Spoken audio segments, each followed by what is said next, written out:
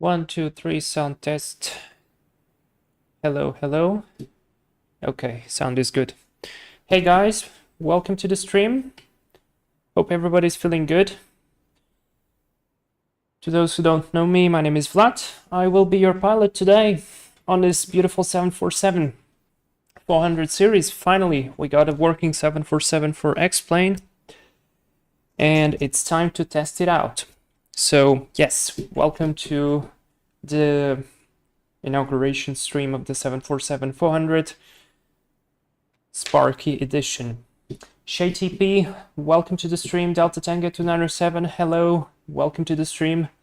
And by the way, thank you for your suggestion. I actually took it. So we're flying the flight UPS93 or 9303 from John F. Kennedy Airport, New York, to Louisville International, which is the base for USP carrier.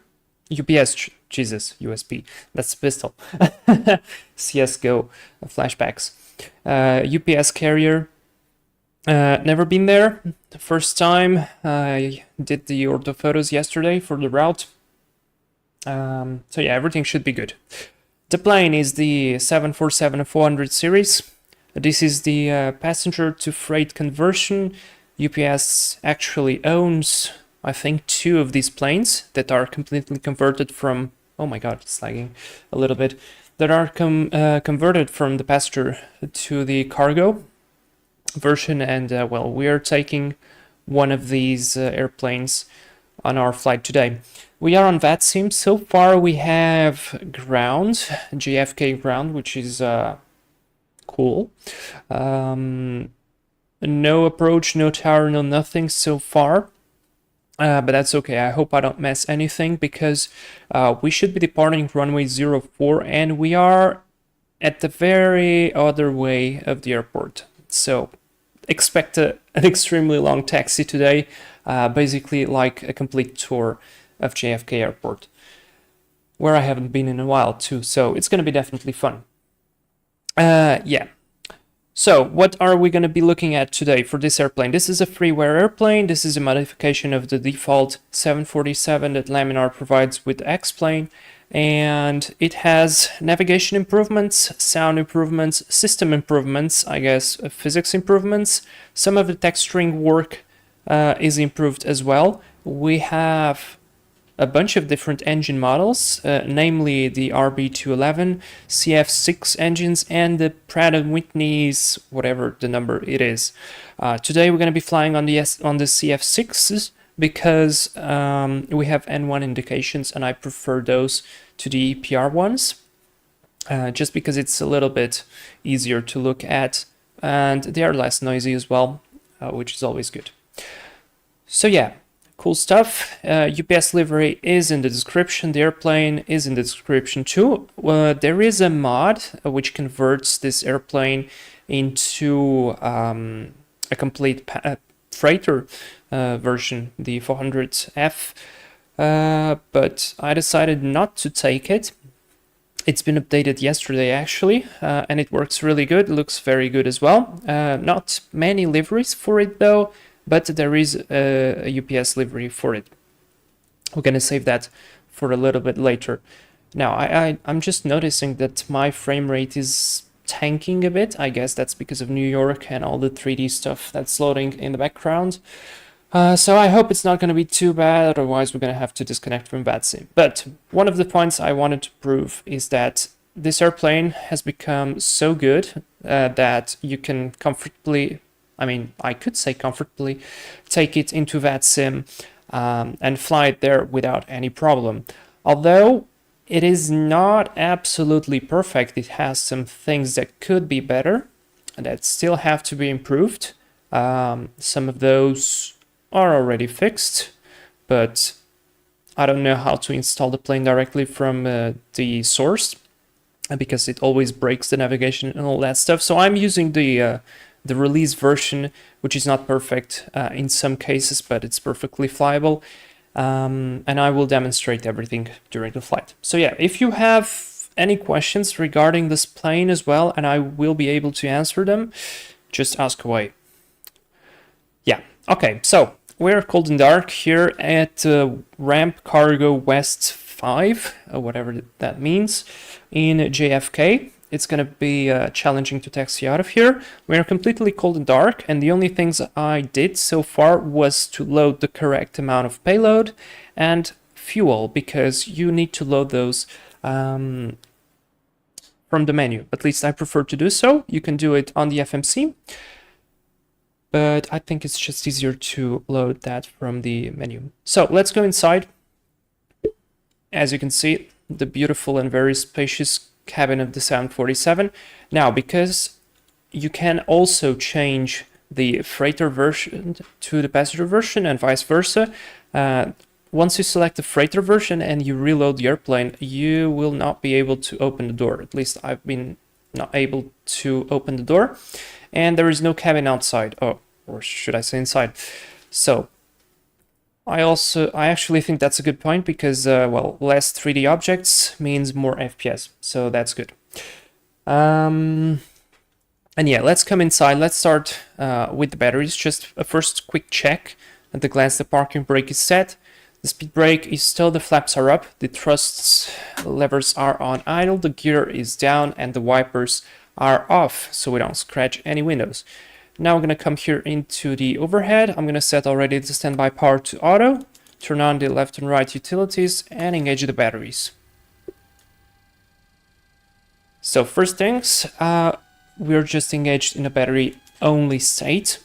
And to enable the GPU, we're going to have to come to the FMC here and select ground handling. And we can come here to the ground services. And what I've noticed is, even though you have the ground power here, and once you click on it, it becomes available, it is better to request ground services, because it calls the X-plane ground services, and this way it provides, I don't know, better power, because I've ran into some problems while only operating under the ground power option on the FMC. And now we can come here and prepare our overhead. I'm going to do this preparation right now and then dive in a little bit into the FMC, because our IRSs will take about 10 minutes to align. Even though we can change that time, I find it cool to, well, this is an old plane, so 10 minutes for the IRS align sounds about good. So let's come here, start the ground power, turn on the buses here.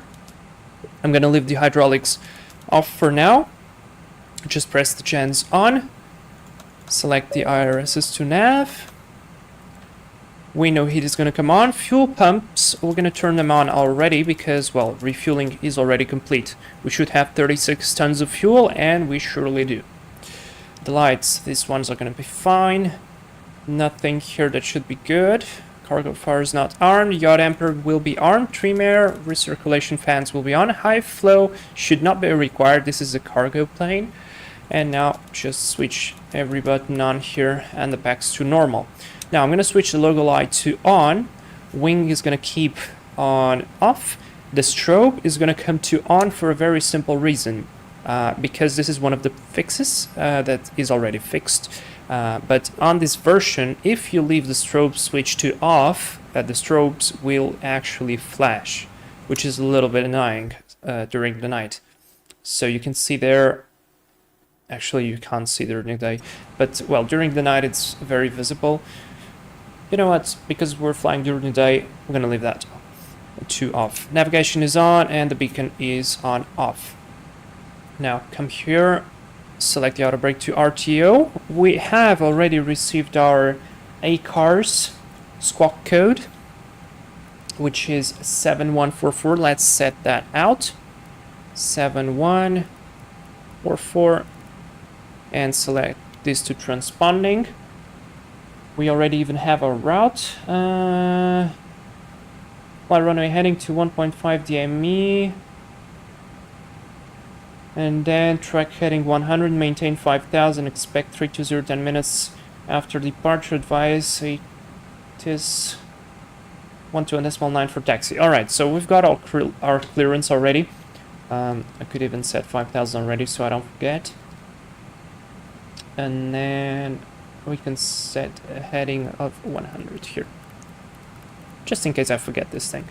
I won't, but still. ShayTP, I wanted to suggest a flight from Baku with Silkway. Didn't know where to fly though. Oh yeah, that's one operator that operates the 747. I have a good flight to do, actually, for Silkway, which is from Baku to Saragossa in Spain. But that flight takes us about 5 hours, so that will have to be a video eventually. But it's fine. Delta Tank 270, the mod is very good, I tried today. Good. Also, I think you know the 747 so well, you should change your profile picture to a 747. Also, I'm gonna switch here to the pressure setting to the other value, to the inches of mercury, and then set the correct pressure, which is 3017. Let's set it. 3017. Okay, now let's get back to the FMC. Just a quick look so you could see what else you can do on the FMC. We have chucks that are removable through the FMC. We have a pushback option, which I have never tried, and I'm going to be using the ground services pushback because I tried the better pushback once, and even though it works, it breaks the movement of the camera like this with your arrows, so you'll not be able to move. And I really don't want to stick to the predefined positions. I would like to be able to move more than that. Then you have door controls. Only 2 doors work so far. The rest is inoperative, but I guess it's gonna come later on. Honestly, not a big deal. So that is totally fine. And then you can come here to the passenger and cargo, and you can set all like you want. But this is a little bit time consuming, and you probably have to more or less guess it. So our payload, which is 56,000 kilos, is already set through the menu, a little bit easier and quicker. And this is the freight. So everything is already loaded. Good stuff. Now back to the FMC menu. We can come here to the aircraft config, and here you can change, like in the Zibo 737, you can change a lot of stuff. You can change the units of the aircraft. This one was actually, I think, set by default in pounds, but I prefer to have it on kilos, so there we go. You can change the IRS align. Let's say you want to prepare the flight real quick and you don't want to spend 10 minutes down on the ground waiting for the IRS to align. You can simply set like 1 or even 0 minutes, and it's going to be instant. Fuel management, I don't really know what this does, but default is no, so I'll just leave it on no. Baro indicator, this is the default value which the airplane loads in. Because I fly mostly in Europe, I have it on hectopascals, but for instance, if you fly mostly on the United States, you could set it on inches of mercury. Then baro sinks, I very much suggest you to set it on yes, because if the baros are not synced, you will have a message on the ECAS saying that the baros are, well, set on different values, and it is sometimes so sensitive that only one click is enough to display the message, even though you're flying with QNH 1018, for example, on both sides. So to prevent that little time-consuming thing, I just set the baro sync to yes. Then here comes the stuff like the standard passenger weight and all this stuff, which I really don't know what it is. Then you have some extra stuff here. Spill lights, cockpit seats. I'm going to show them ACARS offline. So this actually has CPDLC, and we could connect to ATC. Today, actually, I think we don't have that. So we're going to skip that part. And also, we just lost a JFK ground, so we have no ATC right now, which is actually good. Then a couple of extra options right here. And finally, here's the model. You can change the type of your aircraft. So you could select freighter or passenger, and once you load the sim, it will change the cabin and some of the stuff. You can change between different engines right here. I'm not going to change it right now, but they will, like even the outside model and the sounds and the engine indications all changes, and I guess the fuel flow and all that stuff as well, which is really, really good. You could change the PFD style from CRT to LCD, and the difference is basically going to be the sound. So because the CRT are very hot, They require vents to cool them down, and that's basically what you're hearing right here. But well, this is an old bird, so we're gonna take the CRT all the way. And finally, some general stuff, which some callouts, warnings, V1 callout. I left this all on default. And finally, the most funny for me is the flight attendants and the boarding music. So when you start boarding, it actually plays music, some nice music, classical music, which, for example, fits very well the British Airways livery. So yeah, well, we are cargo today, so no boarding music and no flight attendant. Okay, that's about it. Let's come here into the init ident. So the nav database is all good. Let's set position init and set JFK. I'm gonna use this one. Route. We're going to Louisville, which is Kilo Sierra Delta Foxtrot, and flight UPS9303. Execute this part. Let's come here to the departure, and now runway 04 left. We're gonna go. This is gonna be basically a custom departure. But nonetheless, I am gonna go and see. They gave us heading of 100 after departure. This is the Kennedy 5. So let's do GFK 5, no transition, execute this part. Come back to route, next page, and now insert the rest of the route. You know what? Let me just finish up the preparation of the FMC real quick, and then we do our route analysis and all the stuff. JTP, does the nose open? No. I actually don't know if on the cargo mod it opens, but this is the passenger to freight conversion. I don't think the planes that are converted from the passenger have these modifications. Maybe the other mod will have it eventually, but yeah. So let me set this real quick. I need to go direct to Romeo Bravo Victor. Let me go here to the legs and set Romeo Bravo Victor Robbinsville VOR. Insert, and now I can go back to route. We need to insert an airway, which is Quebec 430 to air. New York traffic, JetBlue 503. Then we go direct to UCAT.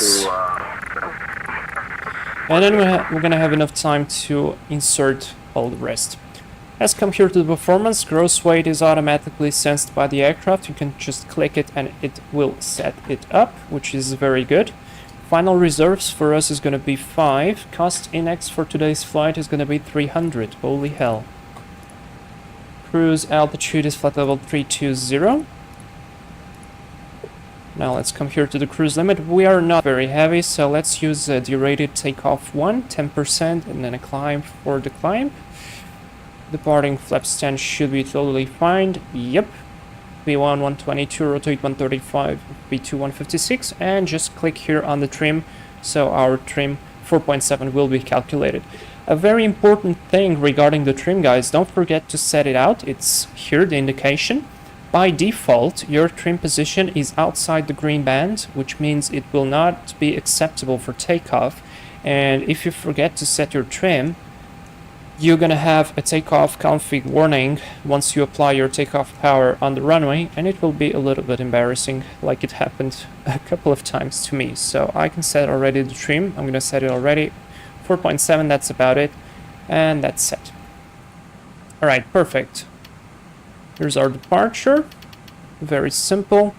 A heading and a vector. The navigation display is improved a lot. I mean, has improved a lot since the last time. Also, I don't know why we have the weather radar on. It should be off by default. But yeah, that's one of the things that was a bit lacking on the previous versions. But this time, the ND display, the routing, LNAV works really good. You can finally do direct twos, and it all works like a charm. So really, really good. Now, very quick stuff. Let's complete our pre-flight checklist and come to our briefing part. Analyze the route and all the stuff. So, pre-flight checklist. The battery switch is on. Standby power switch is on auto. Hydraulic demand pumps are on off. The parking brake is set. Landing gear lever is down. Flap position indicator and lever are green, so we have flaps up and no flaps indication right there. Fuel control switches are all cut off. And anti-ice is all off. Oxygen, I don't think we can test that. Yeah, doesn't look like. No problem. Emergency exit lights should be armed, and they are. I actually don't really know where are those. Ah, right here. Yeah, they are armed. We can't press them. That's all right. And altimeters, we have QNH 3017 across all three because they are synced. That's the pre-flight check complete. Let's now do a quick analysis of the route and all that stuff. I'm just gonna move myself to this external view so we can enjoy some outside view. Let me do it like this maybe. And now I should do it like this. So let's start with the sim brief, most important part. Here's our route. Automatically generated. It looked fine to me, so I decided to just stick with it. Flying Marshmallow, hello, welcome to the stream. Hope you're fine. Just in time for our route analysis. And just to make sure that everything on the route looks good. Let's use here the tools that we have on the map to check for any significant weather. Looks like we're gonna have no significant weather in our route, which is very, very good. Let's check the SIGMETs if we have anything. No SIGMETs, very good. Check the weather radar, maybe some precipitation, maybe some coming into Louisville later on when we arrive, possibly. But so far looking good. And let's see the infrared satellite just to have an idea of the cloud situation. So this looks very good actually. Clear skies almost all the way into Louisville, and then we might actually arrive into some precipitation, which not a bad thing actually. Good. I'm gonna leave it with this option, which I have turned on into the alternates, and basically the airports only appear the ones that you can use as an alternate. So it actually takes into account if you're flying a heavy like we are today, which is really good. And then it's very easy for you to see because they're color coded. So the green ones mean really good weather, mostly VFR. Red ones are IFR, so probably like low visibility and stuff. Like this here, you can click on it and check. For example, see the visibility slightly less, and we have a very low overcast layer at 400 feet. And then the orange ones, thunderstorms and freezing rain, which is not very cool, especially because it's very close to Louisville right here. Gusting to 21, that's not so bad, especially because we are on a heavy. But no rain. We could catch some light showers and rain. Showers in the vicinity, thunderstorms in the vicinity is very close. So we're gonna see definitely where it might be interesting in the arrival.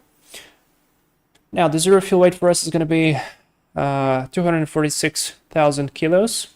Here's all the values that I already told you about. The cost index 300, cruise altitude is gonna be 320, minus 44 on the temperature. Troposphere is gonna be very high, so definitely we might encounter some weather if we would be encountering any. Here's our route, very simple, although I would totally prefer to take runway 31 left probably for departure, but we're gonna stick with the 4 left according to the VATSIM that we have received. Here comes our fuel calculation. Taxi is gonna probably take us, well, if we're gonna take a taxi 15 minutes, that will be not as bad. But yeah, 16,000 for the trip, contingency 2.5, alternate about 5,000, final reserve about 5,000 as well, and a total of 29. I'm taking 36 just because I'm not sure that this planning is very correct, so I prefer to take a little bit of extra, so that's why we are taking about 6 tons, actually about 7 tons extra of fuel, but should be fine. Then comes the rest of the stuff. Our alternates, by the way, what are our alternates? Let me check. Our alternate is right here, actually. Cincinnati Northern International Airport, so very close alternate, and the other alternate looks to be like JFK, so that's the worst case scenario, but should be fine. What else could we check? We could check the NOTAMs, and we have a bunch of them for JFK. For instance, we have runway 04 right closed. We have some ILS category 2 and 3 not working. We have a bunch of taxiways closed as well, but I don't think any of those will really affect our operation right there. So NOTAMs are definitely worth checking. Then we have a bunch of those as well. Non-standard signs, missing signs in Louisville. We have a runway closed there, 17 left, which is actually good because I would totally prefer to land on 17 right because it will take us less time to taxi. Yeah, all this stuff. All right, I think we've checked all the stuff. Let's go back into the airplane. Let's do our departure briefing. Now that we've analyzed all the routes, just so that we have everything structured correctly. You guys ready? I'm ready. Departure briefing. So we're flying UPS9303, flight from JFK to Louisville. Our NOTAMs are checked. The weather is checked and it's very, very good out of here. NTI should not be required. Weather radar will be on for the departure. As for the airport layout, we are parked right here on the west ramp cargo area. We're going to be pushing back here to Sierra, then turning right into Bravo, taxi all the way here off to Bravo, then all the way to here, still on Bravo, then right on Kilo, cross runway 13 right, or 31 left, and then off to Kilo, all the way here to Kilo 1, runway 4 left, and depart. By the way, ShayTP and Delta Tango, one of you guys spoke about the emojis, the custom emojis. I have started thinking about it. One of the emojis is going to be regarding the brief, so like briefing time or something like that. So expect maybe in 1 or 2 weeks custom emojis coming into the channel. Man, at least I hope in 2 weeks. But yeah, I started thinking about it, and I think it's going to be really cool. If you got any ideas regarding something that I tell, like some joke here on the channel, or some stuff that we do related to the operational stuff, please tell me, because I want those emojis to be a part of your interaction as well. All right, let's continue with the briefing. So runway is dry. The wind, let's check here the latest METAR. Wind is 350 at 6, so it actually changed. Could we actually take runway 31 left then? That would probably even be better for us. Okay, I'm gonna... Let me disconnect and connect again.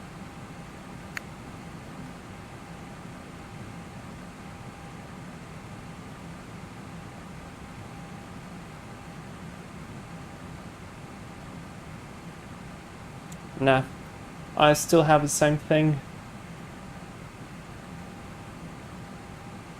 Departure fly runway heading to 1.5 DME, threshold heading 100, maintain 5000, expect 320 10 minutes. Yeah, okay, so I've got the same clearance. We're gonna stick with runway 4 left, that's alright.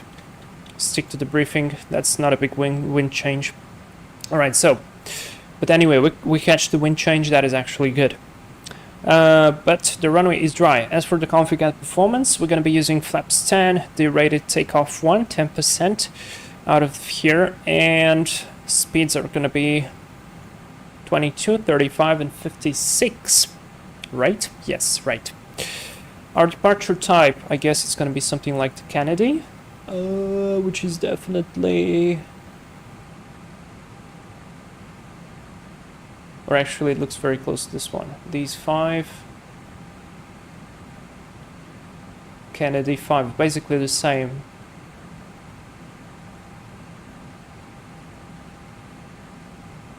I'm going to brief for the Kennedy 5. So for running for left, climbing, right turn heading 099, and then we're going to radar vector ourselves to the VOR station. That's the first point of our route, which is the Romeo Bravo Victor, which is the Robbinsville VOR. There we go. No constraints. The only thing is the first turn is after 500 feet, then initial to 5000, then expect 320. Radio nav's not required, no special considerations, and the abnormals. This is the Boeing part, so stop for anything until 80 knots. Between 80 knots and V1 only for significant malfunctions. In case of stopping, throttle to idles, max reverse. I have to call reject. Let the auto brake work. Stop on the runway, apply the parking brake, advise ATC and assess the situation. No passengers right here, so this makes things a little bit easier. If we have a failure, we're going to continue straight ahead, climb straight ahead until 1000, then a right turn to heading 100, and then vector ourselves to return back. No takeoff alternate, we can return to JFK. And are we overweight? Now, I'm not very familiar with the weights of the 747, so we can come here and check. Our maximum landing weight is 296. Our takeoff weight is 274, so we are not overweight. And I guess no other considerations and no lost comms. That's the departure briefing complete. Do you guys have any questions? If so, post those right now. Make rotate emoji. Okay, you know what? I'm gonna pick a paper. I mean, I actually have a paper right in front of me. And I'm gonna write those ideas. Rotate emoji. Fasten the straps and place the table in an upright position. We'll be starting soon. Delta Tango. I'm gonna put here fasten seatbelts. It's actually very interesting to design your own emoji because it is something that it's very small, so it has to be very simple, yet something very, very clear that you immediately understand and associate with something. So that's like a challenge in design. All right, very good. Let's come here. Let's switch on the flight directors on. Our IRSs have been aligned, which is a good thing. Let's set the the first officer's range to 20. Auto throttle will be armed. Let's set 156 on the speed and arm VNAV, which is armable, which is good. Heading 100 is set and altitude 5000 is set as well. Let's come here to the overhead. Now set the hydraulics to auto and the last one to auxiliary. Why I do this? I don't really know, but I recall watching somewhere some 747 pilots saying that they do it like this. So I do it like this. Fuel pumps are all on. Let's come here to the pages and check that everything is good. So we have oil quantity is good, the rest is fine. Let's come here to the status, APU EGT. So I don't know why, but to start the APU on this airplane, you need to hit on, then wait for it to spool up a little bit, and then hold it for a little bit onto the start and then release, and then it will come to life, which is very cool. Come here to the elect page. So external power is powering up everything, which is good. The fuel is balanced across the tanks. ECS across the cabin is good. Pressure is good. Hydraulics looking good as well. Doors, we have one door open. We're going to close that in a second. And tires, pressures and temperatures look good. Now let's close the main door. I have a short cut to close it, but we could just simply use the FMC, so why not? Let's go here to door control, close the door, indication should go away. Just perfect. Excellent. Now let's come back to the status, check if the APU is available. Not yet. APU gens will become available soon. I'm gonna turn on the beacon light.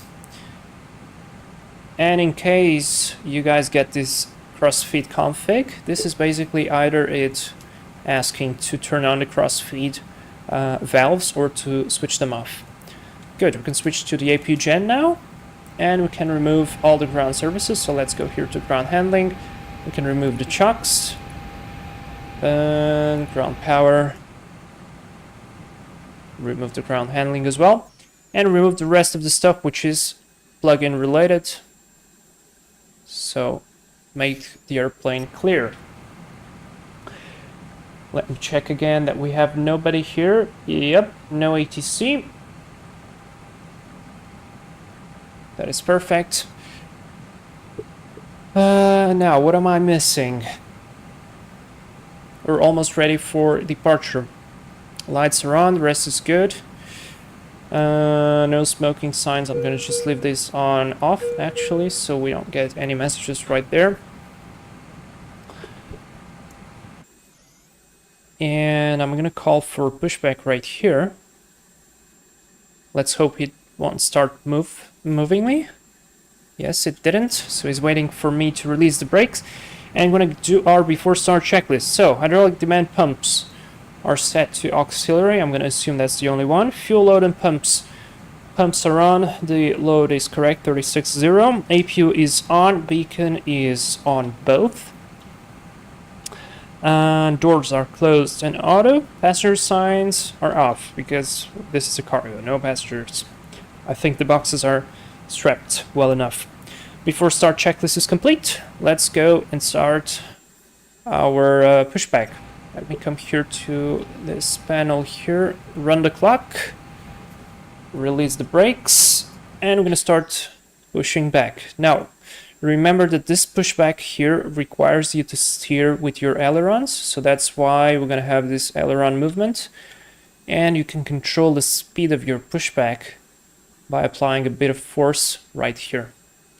So we're gonna have to point the nose to that side right there. I'm gonna try to do a good job here of steering this big bird.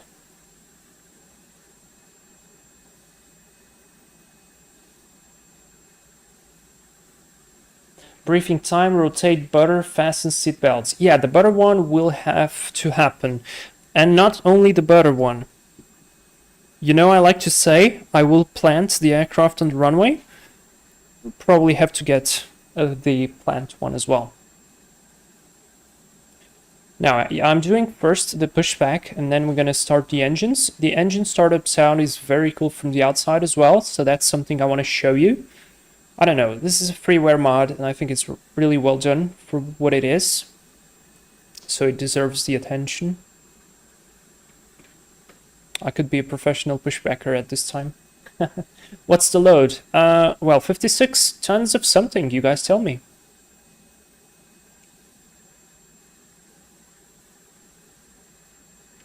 Okay, I think that's good enough. Let's slow down. And let's apply the brakes. Stop the pushback, remove the pushback. Let's make sure the parking brake is set. And now we are clear for engine start.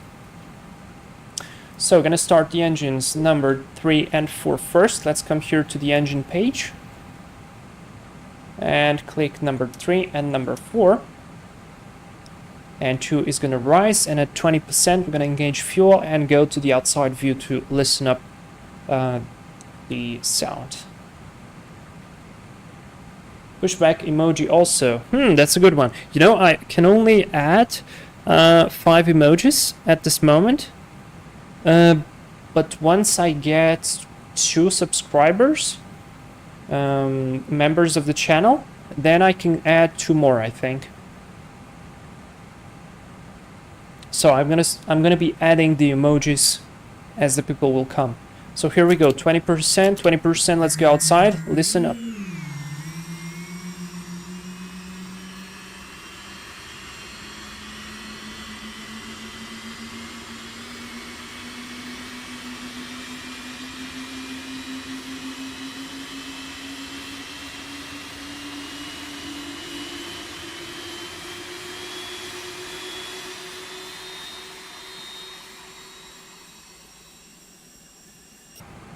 I find it really cool to pull up.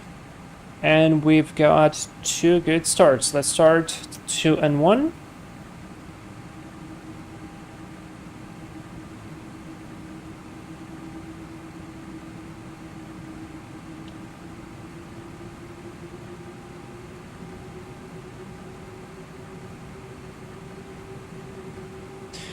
I just noticed in SimAware that there should be a 777 departing,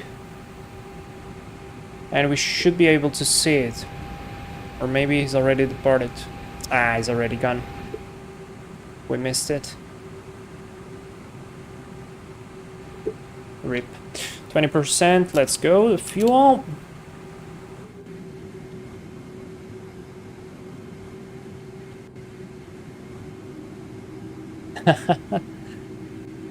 Alright, let me enable performance mode in Streamlabs. Maybe it will help out with the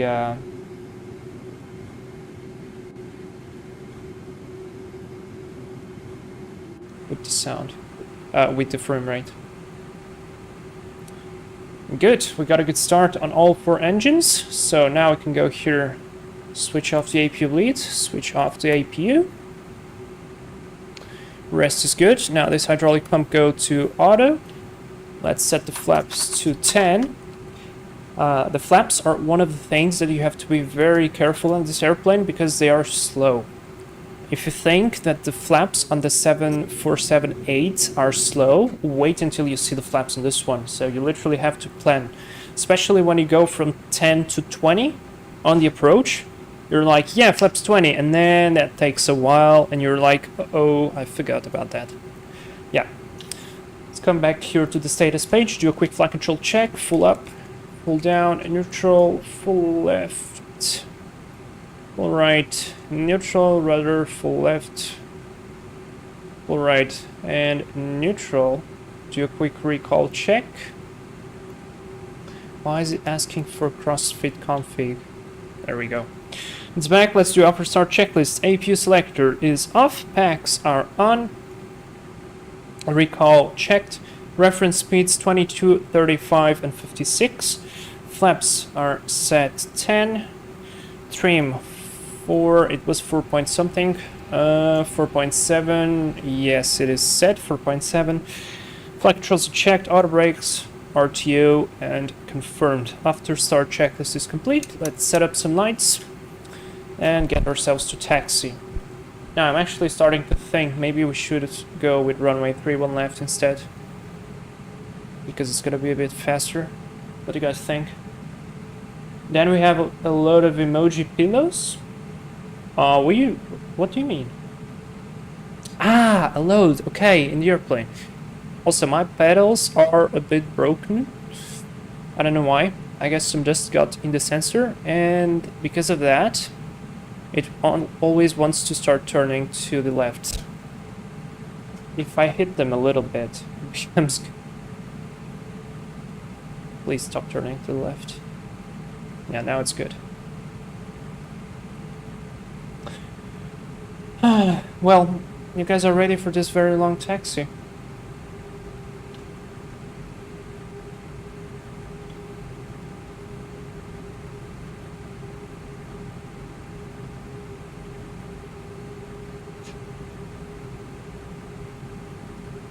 Oh, come on, pedals.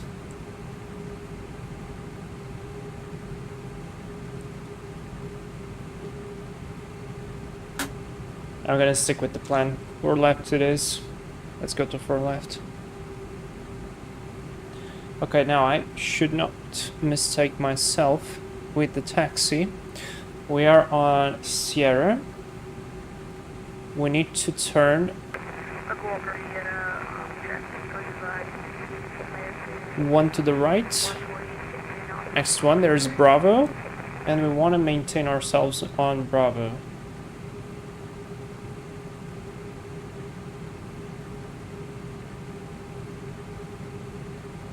You know what, this is such a long taxi, we're gonna save ourselves some time and reprogram the box to go for runway 31 left.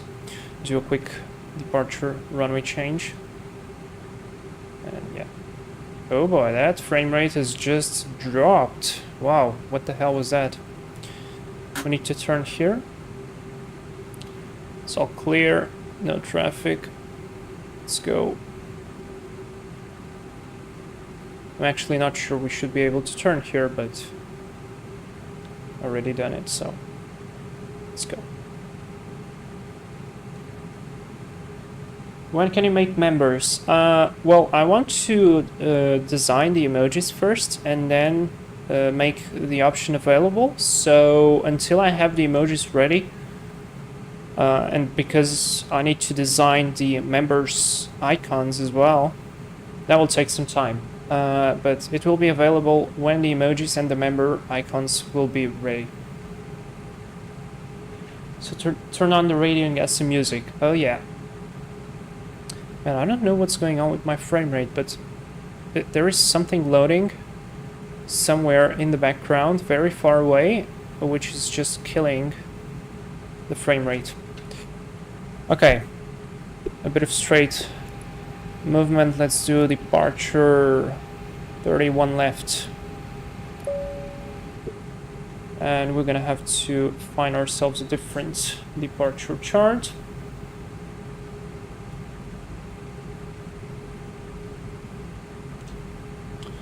I just don't want to get lost here. So far we are following Bravo. Windows update. No, I don't think so. I think this is related to something in the scenery, because when I was doing the screenshots, I had the exact same problem. When looking at some specific part close to JFK here, the frame rate would just die. And that's not cool.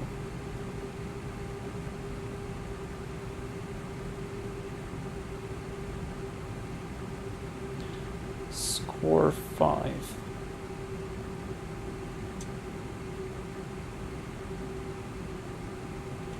Yeah, I would totally take the score 5 departure via Ranger and then via the route. Oh boy. And I just noticed that we got a beautiful road crossing the airport. We're gonna have to cross the road. I hope this won't break the plane. Oh no. This is bad, guys. This is very bad.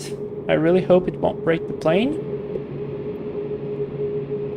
Please don't break the plane. Please don't break the plane. Please don't break the plane. Please don't break the plane. Okay, the plane lives. That's good. Lurk Trap. Hello. Welcome to the stream. I'm fine. How about you? No, this is the 747 400 series.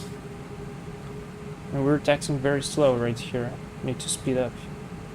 Alright, we're gonna do score 5 departure, Ranger transition. That's it. Clear right, clear left.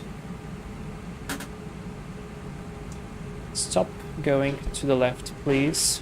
Pedals. You're making my life totally difficult.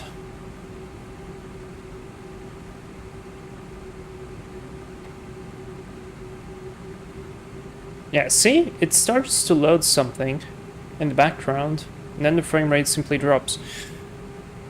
Also, I'm going slowly because we have a lot of turns here. Maximum speed of this big boy, and, well, usually all the aircrafts, is 10 knots in the turns, so that's exactly what we're trying to maintain here. Yeah, scenery is default. Fast start or you use sheets. What do you mean, sheets?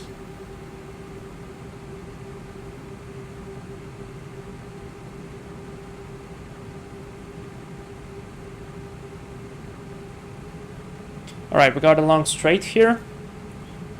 Let's line up the aircraft nicely on the taxiway line. And now let's go into the box and set score 5 departure via Ranger. Execute. Let's go into the flight plan, make sure that this is correct. Initial heading is going to be 314.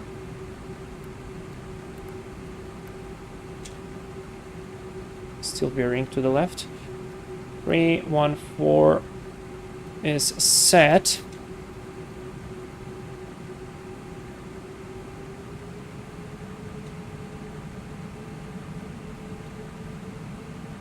I don't know how it is on English. Lurka, just write it. Are you in I'm in document how to start. Checklist. No, I just do it myself and then finalize with the checklist.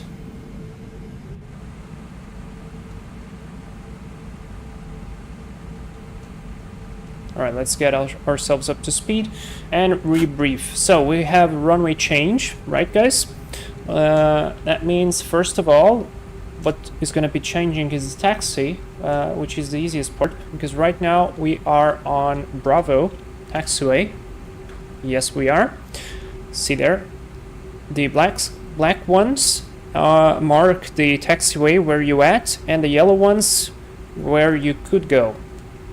So we are on Bravo. We will be continuing straight ahead with Bravo. Then it's going to be a slight left turn into Juliet, cross runway 4 left, all the way straight ahead into Juliet and into Zulu, holding point runway 31 left. So we're going to use full length. Now my question is, did the speeds... No, speeds are fine. Okay. So the taxi is rebriefed. Now, according to our departure, runway 31 left, we climb on heading 314 degrees to intercept course 238 degrees to score, and thence maintain 5000. Expect clearance to filed altitude by level number 10 minutes after departure. And then we're going to fly the Ranger transition, which is basically from score to Mets and then to Ranger. We have to cross Mets above 2,500 feet. That's basically the only thing. Now, if something happens, like some major failure after V1, and we continue with the takeoff, we're gonna follow our departure until Ranger, and then turn left over the sea, and plan to land back on runway 31 left. Why don't you use Microsoft Sim? There is good default sceneries. No, there are really not that many good default sceneries on Microsoft. No. And I hate the physics of Microsoft Flight Sim. I don't care what the people say about it, but the physics are simply not good. Even the aircrafts like the Phoenix have problems regarding physics. So no, that's a big no for me. I just prefer X-Plane. Right, we're going to cross the runway. Is there any traffic? There is actually traffic landing on the opposite runway, so we will be able to cross here at no problem.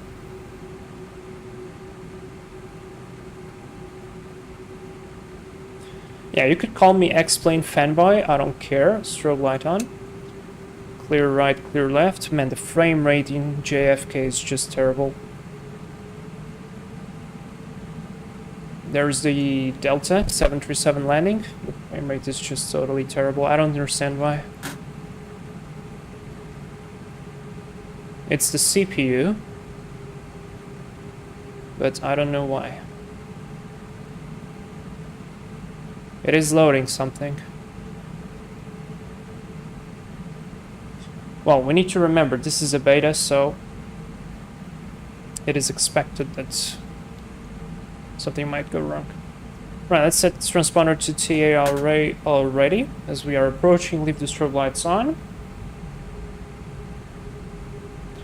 Lurka for trap. It's better for low-cost computer, better performance. That's absolute not the case. And I never got Microsoft to work. I have it. I have the full premium version, and it always crashed me. I always tell the story, never got it to work, and I have about, I don't know, maybe 30 hours on it, where I maybe have 2 hours of flying, and the rest is updates and waiting for it to work. So, no, Microsoft is a total scam, I don't care. If you like Microsoft, good to you, enjoy the sim, but that's not my case.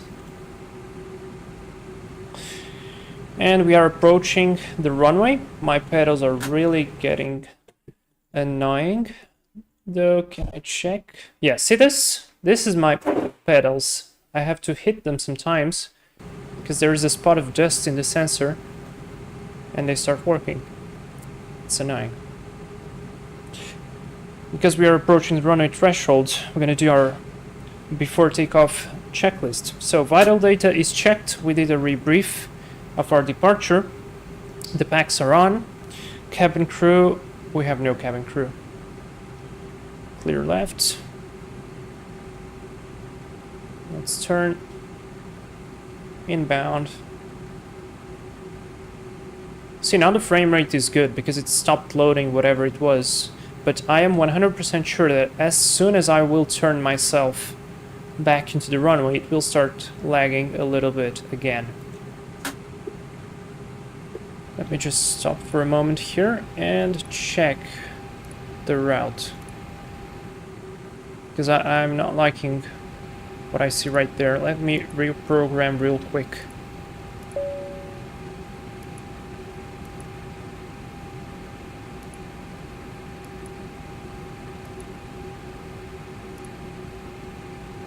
Okay, well, that's fine. Let's use LNAV. Make sure that the right side is clear. Left side is clear. Let's go. We are prepared.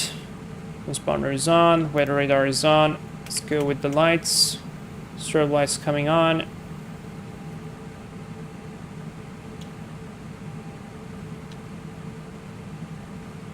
JFK traffic, UPS9303 heavy. Lining up runway 31 left for departure.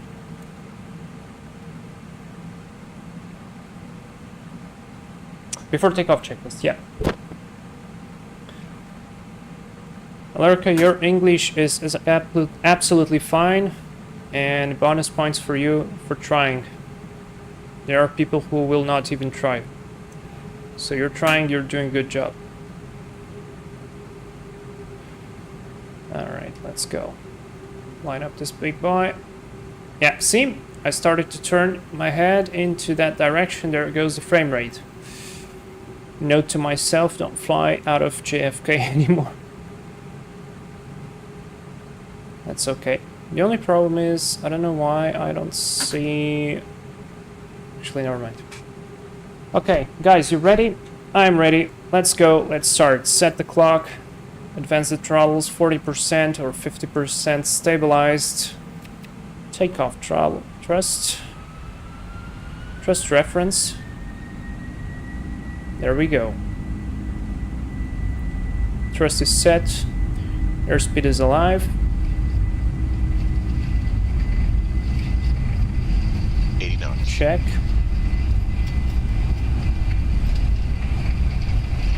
I need to maintain my center line, but broken pedals is a bit difficult. Check. Rotate. Let's go.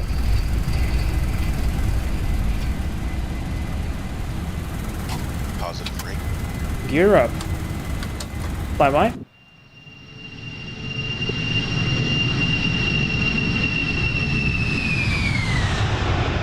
Looking good. Now I need to fly the bird. Alright, thrust reference, LNAV, VNAV speed. There we go, past 500. Left turn. Trim the airplane.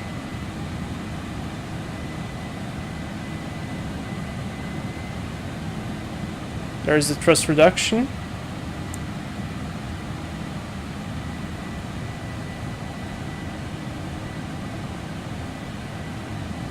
Follow the flight directors.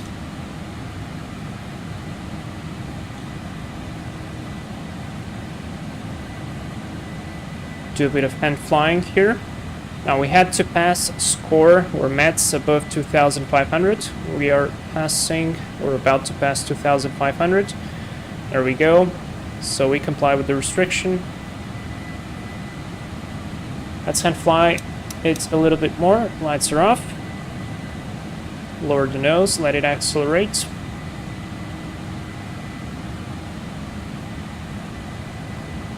Speed check flaps 5.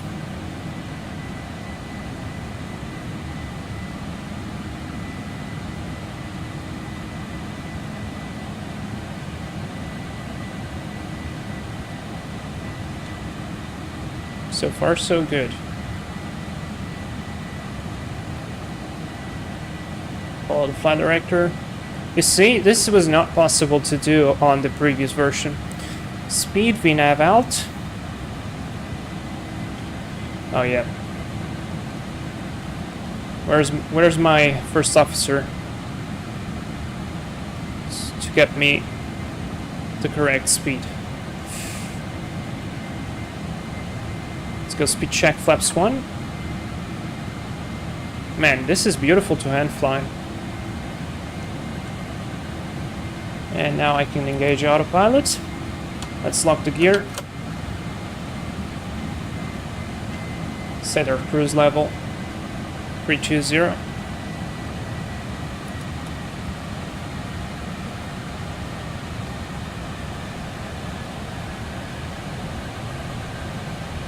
Looks like we have some kind of speed restriction. No. Aha, things that never happened to me when testing. Let's go flaps up. I'll let the airplane climb. After takeoff checklist, landing gear up and off, flaps are up, packs on, exterior lights have landing, altimeters at transition altitude, that's 18,000, and APU is off. After takeoff checklist complete. Okay, now I can read through the chat while we're gonna climb out of here. Now, guys, do you know, by the way, why this happened? You see this Google Ortho thing? This should not be happening, and I don't know why it happens exactly here. Nowhere but in here. Anyways, no problem. So, bread. Bread, I agree with you. I also think X-Plane is better than Microsoft in a multiple ways. Just not in the graphics department, but that's totally fine. And it actually can be the same quality as Microsoft, in my opinion, if you install stuff like the Orthos and SimHeaven or maybe other stuff. And 10,000 feet, let's go lights off. 10,000. Logo light off. So, yeah. Lurka, thank you very much for saying that I make nice content. That's really cool to hear. Thank you very much. As Vlad say, every time I want to fly in Microsoft I had TI. What is that? Well, I definitely had the crash to desktop without warning, even with default airplanes, which was very annoying. And there's Manhattan, I think. Yeah, that's Central Park. Manhattan, a bunch of skyscrapers missing, I know. I didn't install the scenery, and I don't really care, because we're already too far from it. The airplane, on the other hand, is flying very good. The only thing that I'm noticing, but it does that constantly, is that it takes a while to accelerate to the new speed. So it doesn't pitch the nose down as fast, but it will get there, and it's actually pretty reliable, so not a big deal for me. And frame rate is good, finally, back into the 30 FPS. Now I need to keep up with the chat. Do some updates and it never worked like explained for me. Yeah, same for me. Eyes on the road. Do you play with failures or default flights from one airport to the other? Lurka, depending on the plane. For instance, this is a let's call this a default improved airplane. I use this one on default, so no failures are expected, but if something happens, probably we're gonna take it on. The only plane I fly which has random failures enabled, and I will take them unless you're absolutely annoying, like last time in Scardo we got a black screen. I think the cam fried or something. Is the Airbus Solus. So that's, yeah. First officer makes coffee. Oh yeah, well, he definitely might be in the back making some coffee while we depart. He fell down from front window. Oh, he better not. Tried Microsoft, my 1050 Ti didn't like it. Yeah. 1050 Ti. I have a 1050 on my laptop, and I could run X-Plane with it. I think I even did a couple of streams like a very, very long time ago on it. Like, mega long time ago, and it's probably not even on the channel. Custom 747. Yes, this is a custom 747. This is the Sparky 747. And it's the best freeware 747 available right now to anyone. Sounds are absolutely beautiful though.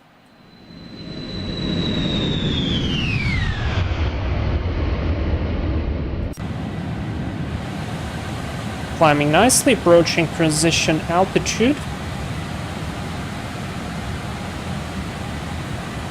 See, follows really well the VNAV. The turn was absolutely perfect. And it catched the speed, just as I told you. There's transition altitude, set to QNH to standard. Make sure it is standard on all 3 altimeters. The rest is looking good. Let's see here, fuel 3.2. So far the fuel burn looks to be good.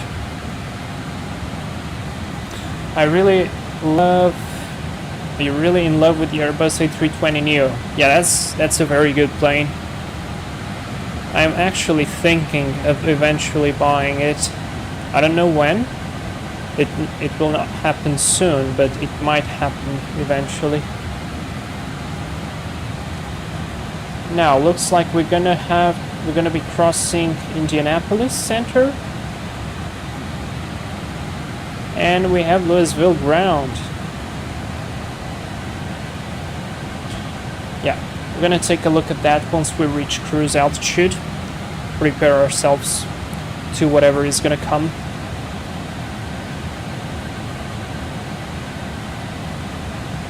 Brad, which Telesai crop do you think is your favorite? Well, I only have one, which sounds kind of sad, but where are we turning? Because we're crossing the point. Okay. I only have one, which is the A319. And I would say it's the A319 because you can take it almost anywhere. If you want, you can do an Atlantic crossing on the A319. Just make it light enough, and it will totally be fine. Maybe the 321 would be interesting, but I don't know. I need to get it. Also, guys, if the plane is too loud, just tell me. I will lower the volume of the plane because it feels a bit loud to me.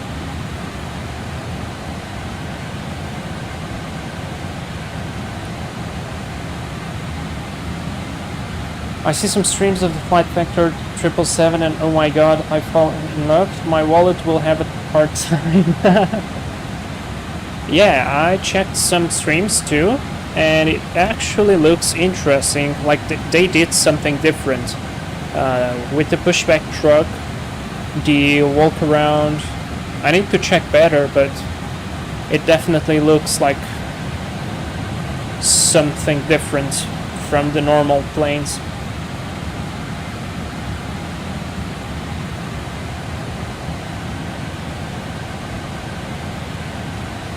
One time I used to fly on it like virtual cabin with hydraulic for training.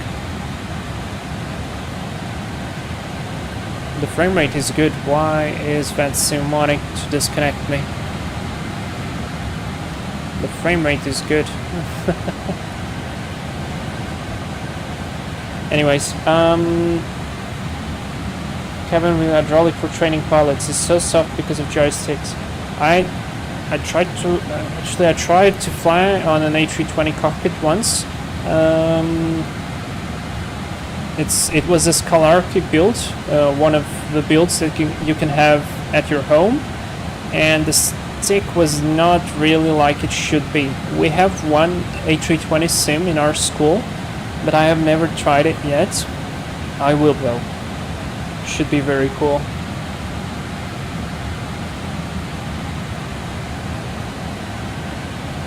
See, I don't know what's going on. It's loading something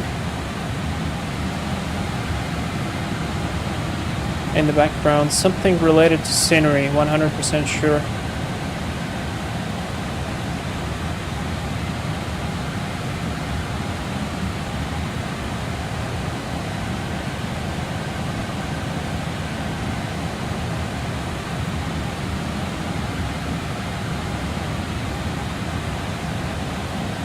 JTP Delta Tango, I saw the cockpit, it looks like the old Flight Vector 777. Ah, okay, so I'm not the only one who thinks that the cockpit looks a bit... Not that it's bad, but I feel like it could be so much better.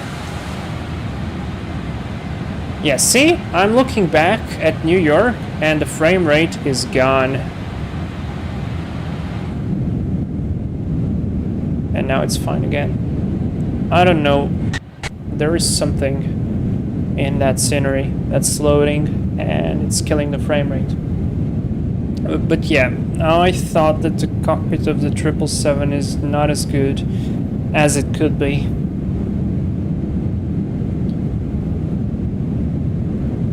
Systems should be good. Yeah, I think systems should be very good.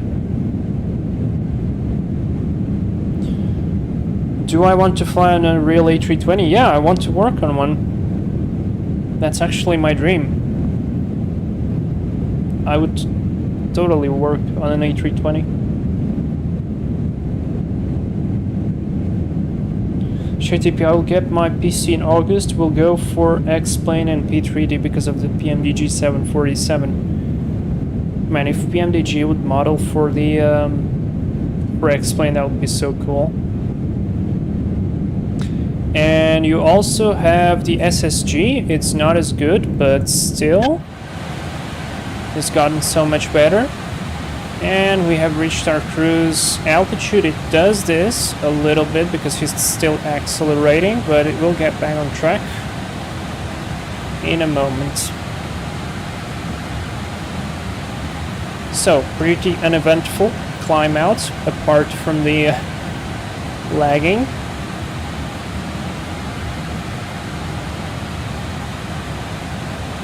Erica, thank you very much. I am working on it. So I hope it will be coming soon. Like next year. Okay, so I can close JFK charts. And I can start opening Luisville charts. I'm gonna go into ramp 11. Can I disable these messages?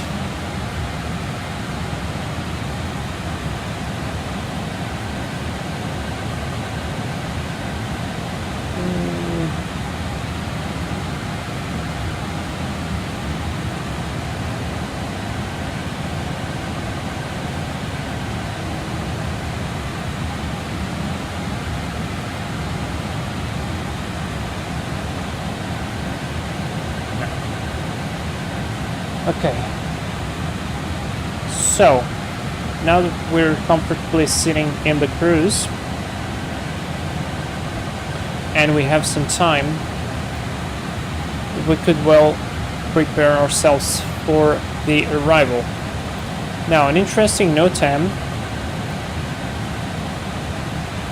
that we have for Louisville is that runway 17 left, 35 right is closed between 19 UTC on the 1st of June and the 3rd of June 2024. Now we should be arriving just before 19 UTC, so it might not affect us, but I would still prefer to land on 17 right because I want to park on this area right here. So if we would be vacating like on Bravo 3 and taxiing all the way down here, that would be the perfect scenario for us. So that's what I'm counting for. And our last point is UCAT and lamp 6 arrival. That's what we want.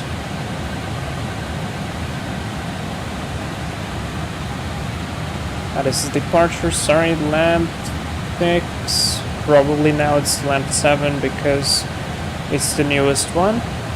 UCAT, Cincinnati, and then the arrival, the lamp, and then depending, I guess, on where you want to go. Can I go ILS 17? Wait. Yeah, left is closed, I want the right one. 7 right. Syrups, quarry, and then a vector.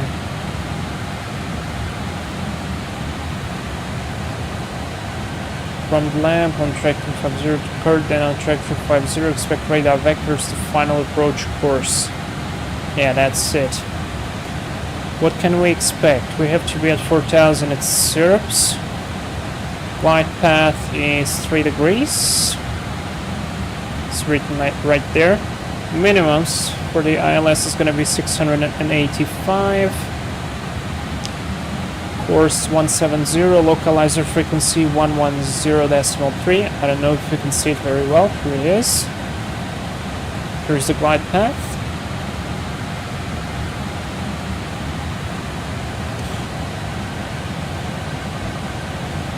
Airport elevation 500, touchdown zone elevation 485. Sounds about right. The runway is very long. 11,887 feet. I'm gonna change that to meters. Give me a second. That's 3,622 meters, so very long runway that we're gonna have there, no problems, which is very good. That means I probably can use auto brake too. And let's see, we have some altitude restrictions there.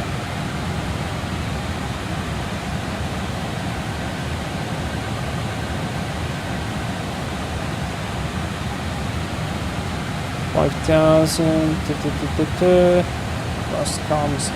What's the missed approach? Procedure, climb to 4000, heading 170, expect radar vectors. Oh, that's perfect. Go around procedure.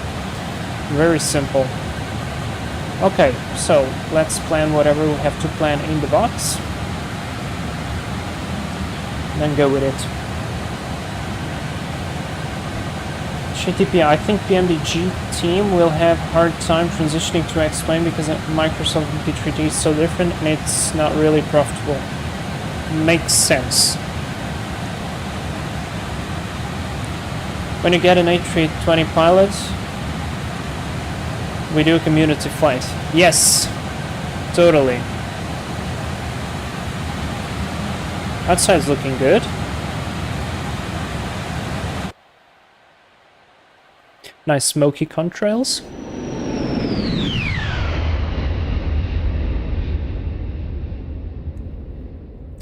They look fine actually from down. When you're looking, okay, not so good now. And I got disconnected from VATSIM.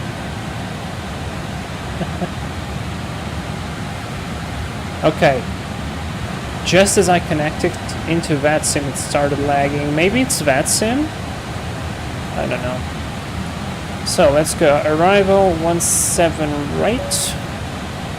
Lamp 7 via UCATS, and then spears. We're gonna get spears, and if we're gonna get vectors, we're gonna get vectors. Let's go flight plan. Check that we don't have any discontinuities.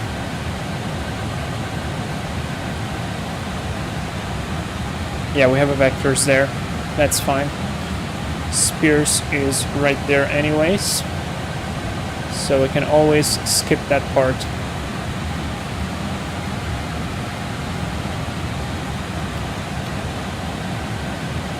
Oh boy, that's definitely VATSIM. Look at this, frame rate is just gone. Okay, well, you know what, I really don't want to suffer with such frame rate. So my idea is to simplify my life. And if this keeps happening, I'm gonna switch off from VATSIM. 1353.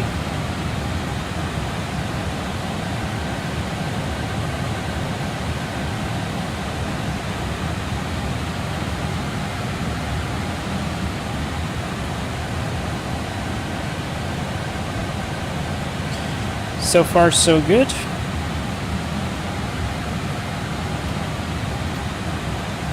There's a waypoint called short. Nice. Ah, and there goes the frame rate again. I don't know why. What is it loading? Weird.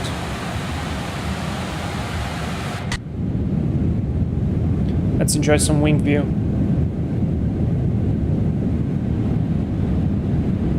Maybe this one. Or the engine view. Which one do you prefer, guys?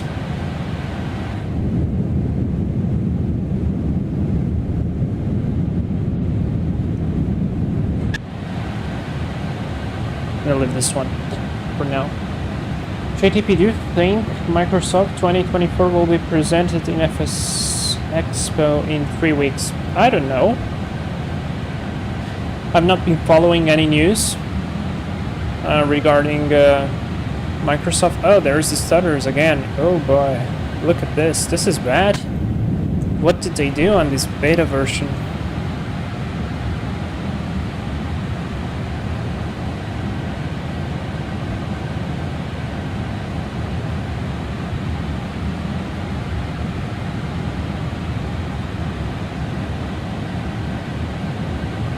Engine top. Then, well, that's the position.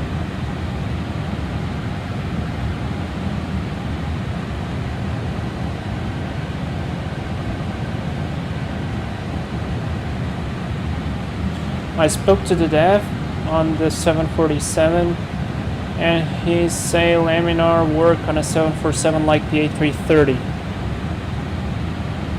Well, I hope they will join forces with the Sparky guy because he made such an amazing job. It's probably just easier for them to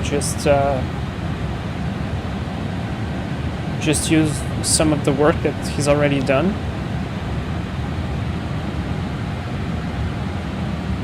Yeah, man, I don't know what's going on with those stutters. But that's weird. This was not happening on the previous version.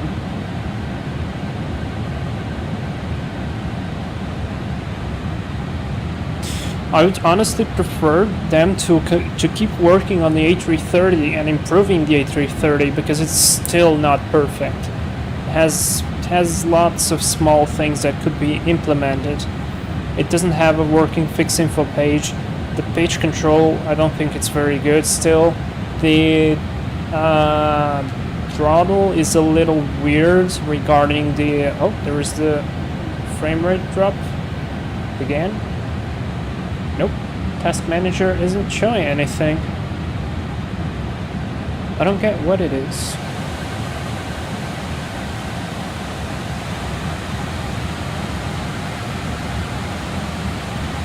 Really no idea.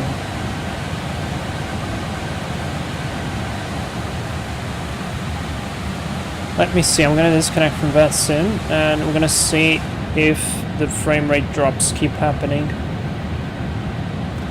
So yeah, I would totally prefer to have the better A330 and just keep the 747 as it is right now because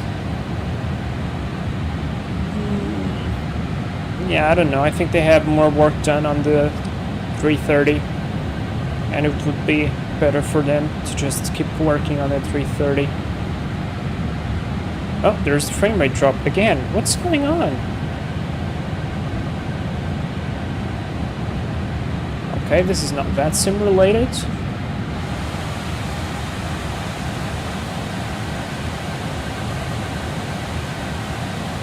It's still showing all the traffic though, even though I'm not connected.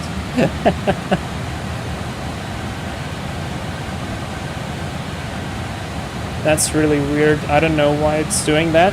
Task Manager isn't showing any load on the CPU.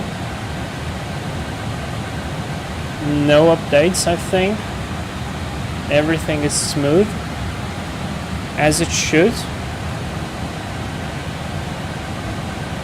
And then we all of a sudden get those frame rate drops. Probably related something to this latest beta version, because they said that some people were reporting frame rate drops. Oh, here we go again. And it's fine. Flying Marshmallow, welcome back. What did you eat? Make us hungry. Is it the 744 itself? You know, I made a test flight with it, an hour test flight, with an hour of duration of the flight itself, and it didn't lag. But to prove my point that this might be the explained beta, it was on the beta 4 and not the beta 5. But I made so many tests on it, makes no sense that it's now doing it. Because I've tested this version, I tested the mod, and it never did this. Oh, here we go again.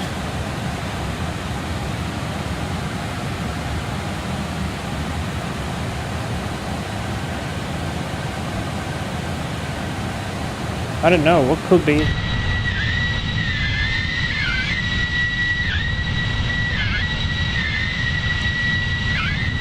I know that in JFK that was due to the scenery, and that's fine. But right here, I don't know what's going on. A very good pizza, oh my god. Should we have a pizza emoji? No. No, I think that's too normal. We need to have an emoji regarding to some cargo. Like when we fly cargo planes, what are we gonna be transporting in our cargo plane? I'm gonna have an emoji for that. That's actually an idea. Light Vision, hey! Nice to see you too. How are you?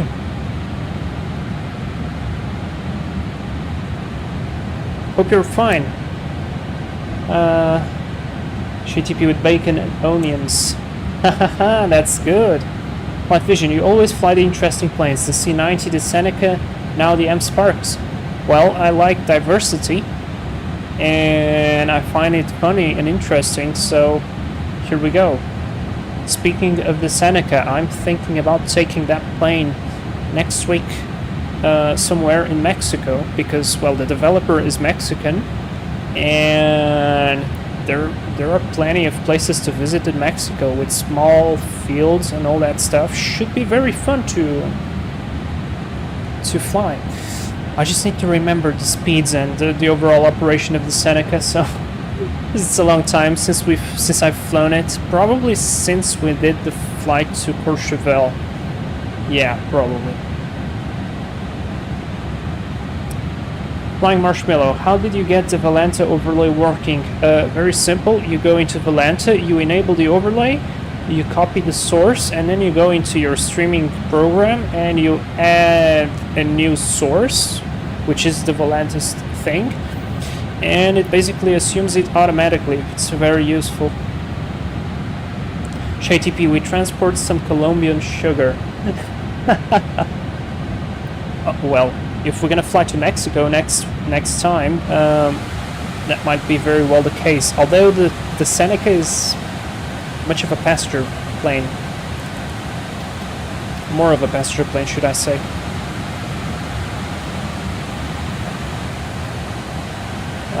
Let me try something. Can I go here, data output, show in cockpit, done. And let me see. So now frame rate is at 30, and there's the drop, 10. But I don't get why. Why is it doing that? And it's back again.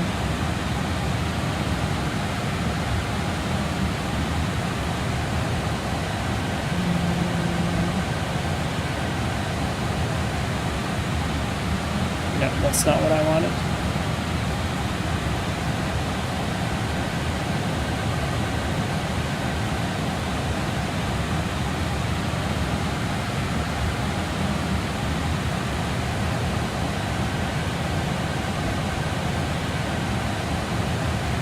That's not what I wanted. Settings, notifications.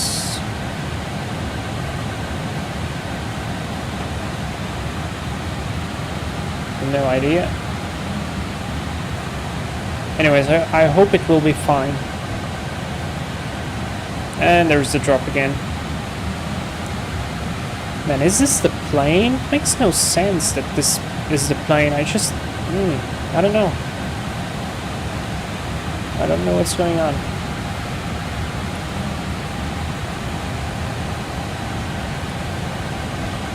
Optimum flight level 380 for us, actually.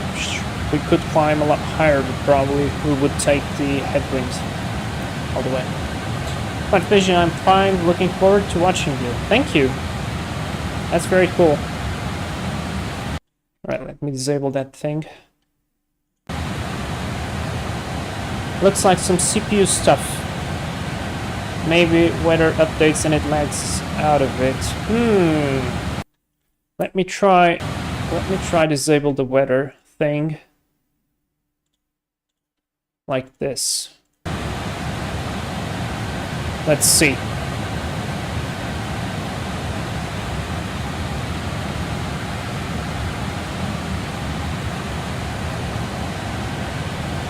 Because, trust me, it was good. I promise you it was good.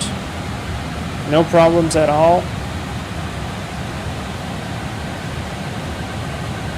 Oh, so far it's stable.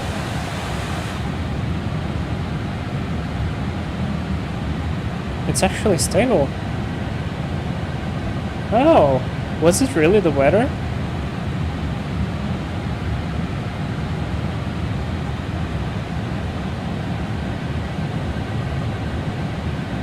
It is stable.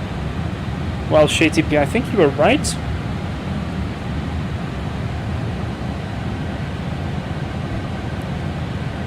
We would have the frame rate drop already, I am sure. And I'm looking around, look at this. It's actually stable. Oh boy, looks like that's weather related. Okay, let's wait out a bit and see if something changes.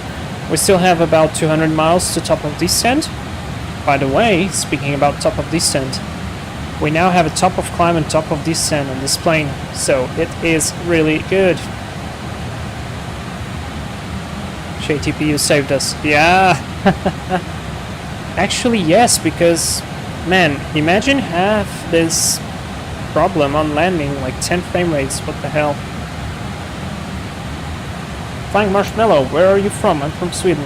I am from Russia, but I live in Portugal for 22 years already, so you can consider me Portuguese as well.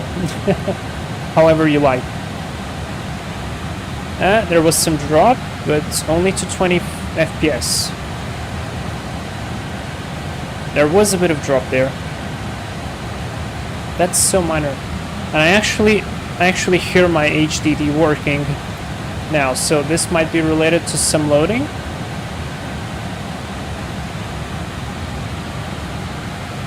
Yeah, it stopped loading, and I hear and I see the frame rate going up.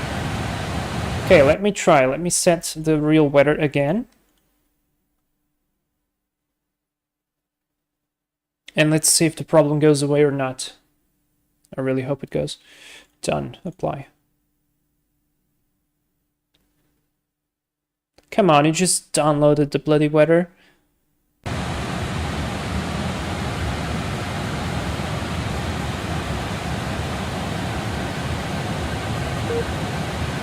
I got disconnected from VATSIM, that's okay.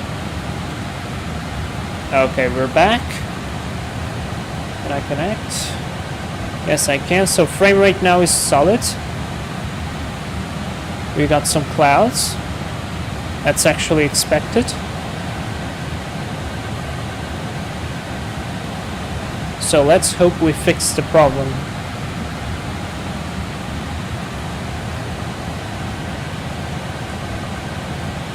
The new update had the weather thing update. No, maybe because of this.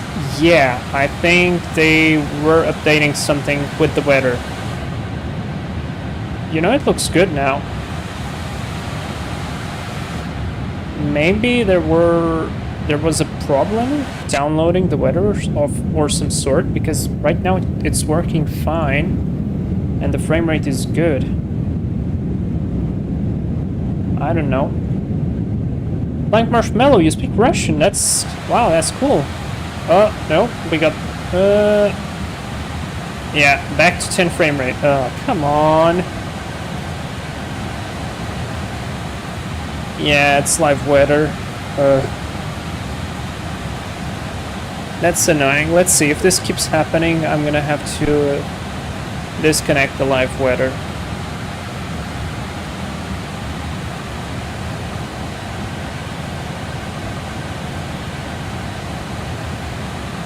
Haha, you use Google Translator, you smart boy. And my favorite plane is... yeah, 320 family. And I'm really liking the Embraer lately. That's one plane, if you haven't tried it yet, I really suggest you to do so, because it has a slightly different philosophy. And there goes the frame rate again. Come on.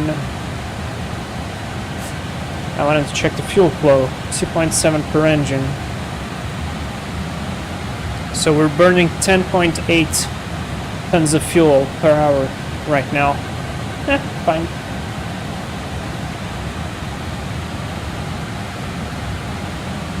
X-Crafts or FSS? X-Crafts for me. I'm a bit biased, but X-Crafts.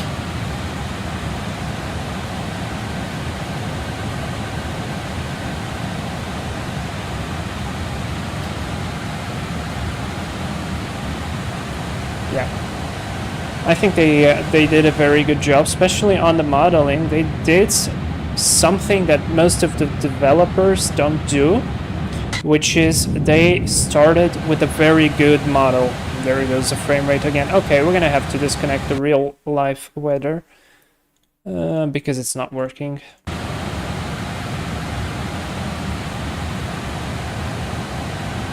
I'm gonna fly with this weather, and I will update myself close to Louisville.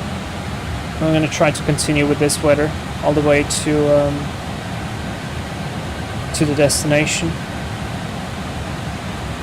I know FSS did some cool stuff regarding the systems and so on. They have a couple of things that I noticed on some other streams that are better than the X-Crafts, but that's all systems related.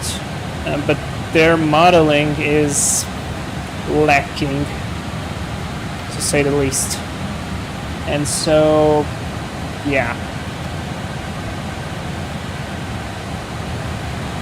Frame rate is good now. Okay, so let's set our rate 2 before I forget.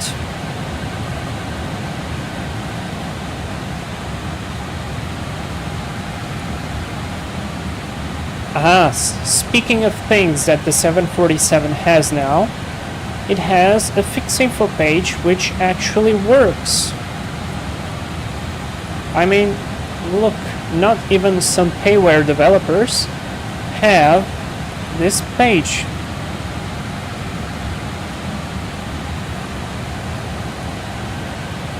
It's not showing the radial though, but it's showing the arc, which is cool. We got a working fixed info page on the 747 Freeware Sparky. How cool is that?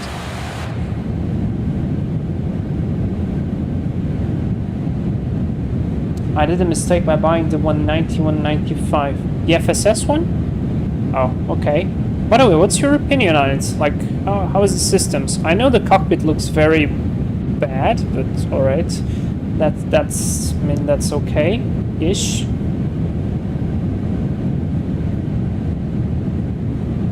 We've got some turbulence here.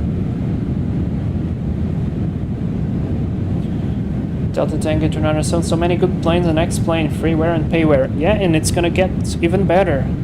Now that Tolis announced that they're gonna be doing the 350 V2 with Flight Factor, I am so waiting for that plane. And they will be doing the 330 as well. That's probably one aircraft I will be looking into. Maybe? I kind of would honestly prefer that Laminar would simply improve the 330 that they already have. But we're gonna see. Yeah. GTP, I saw a review on FSFs from a real pilot. He said the systems are better. Yeah, that's exactly what I mentioned. The systems right now of FSS are better than X-Crafts, but they are gonna get very close probably with the update that X-Crafts is cooking right now. And I have very good sources for that myself.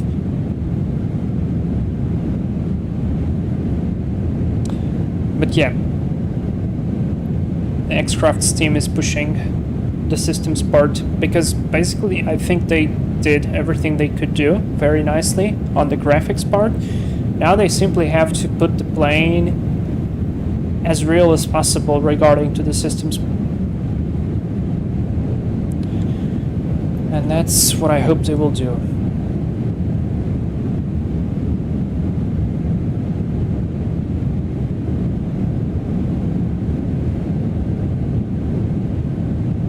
No, I don't work for X-Crafts, but I am part of their beta test team. So basically, you probably know they have the open beta testing.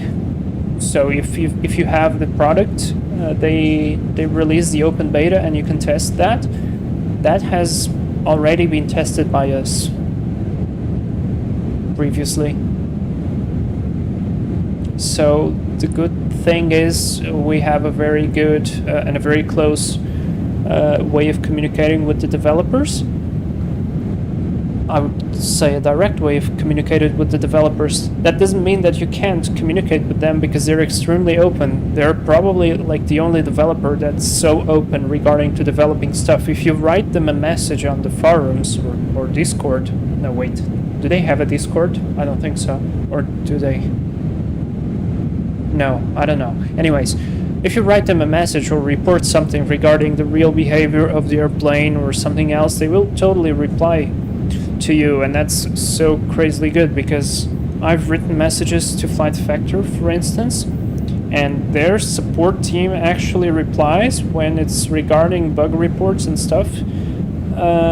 Actually, never mind, not bugs report, but when it's related to activation stuff. But I've written regarding to bugs and they never replied. Tolis, I think, is a little bit better. King Air, for instance, they had a couple of bugs as well that I reported. They didn't reply, so yeah, X-Crafts on that part are very, very good.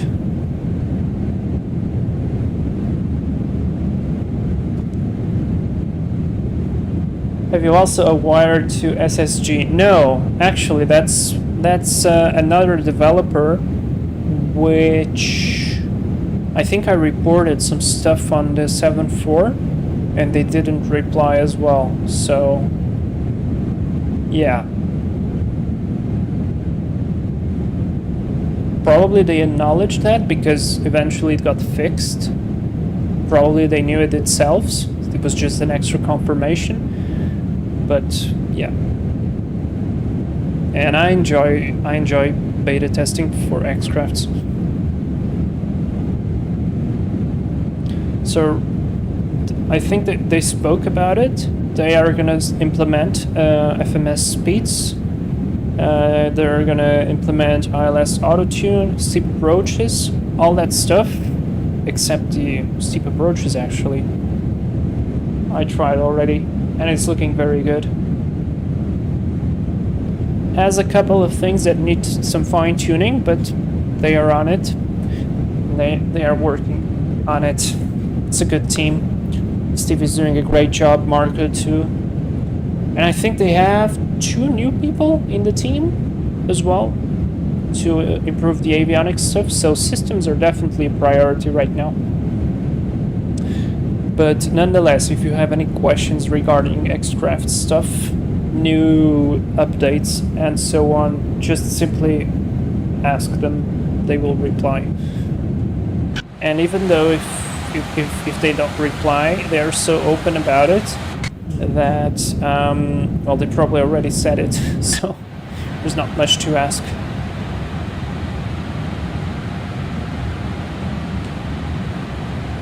I would love, though, to have SSG keep improving the 748, because it's already very good, and I really hope it will become even better.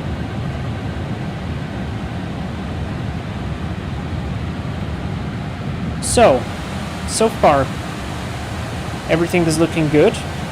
Plane is behaving brilliantly. We're flying Mach 81. Can I select my own speed? Yes, I can. How about we fly a bit faster? Mach 85. For instance, we get quicker to our destination.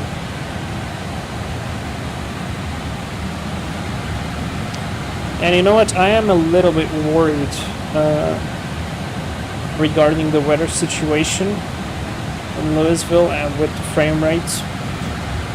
I don't know if I will be able to update the status of the weather, because I'm afraid the simulator will crash with so many back and forth.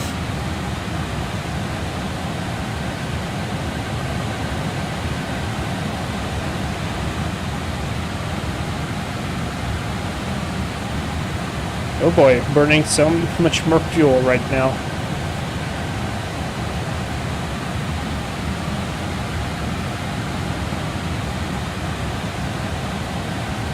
I'll probably leave it at where it was. It's a bit too much on the fuel. So, speaking about emojis again. What I have on the notes here so far is the rotate emoji, fasten seatbelts, the butter, plant is on the runway, pushback, something related to cargo,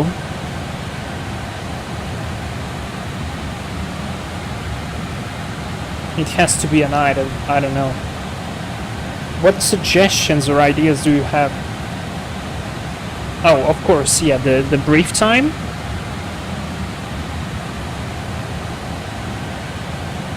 Takeoff, okay.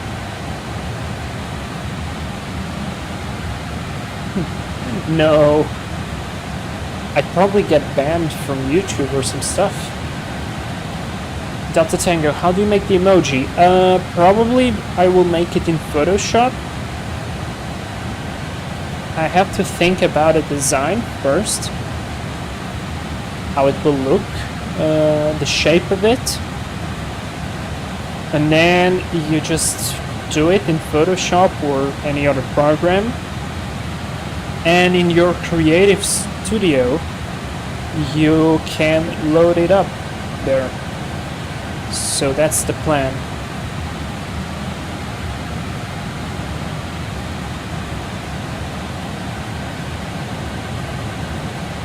Yeah, it sounds cool, but it will be challenging to do it. It will be challenging.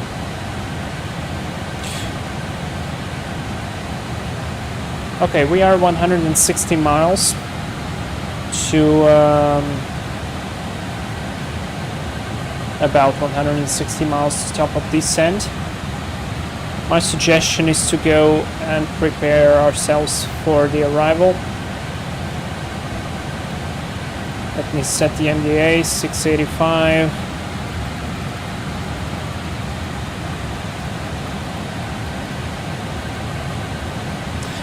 And prepare ourselves for the arrival. How about that, guys?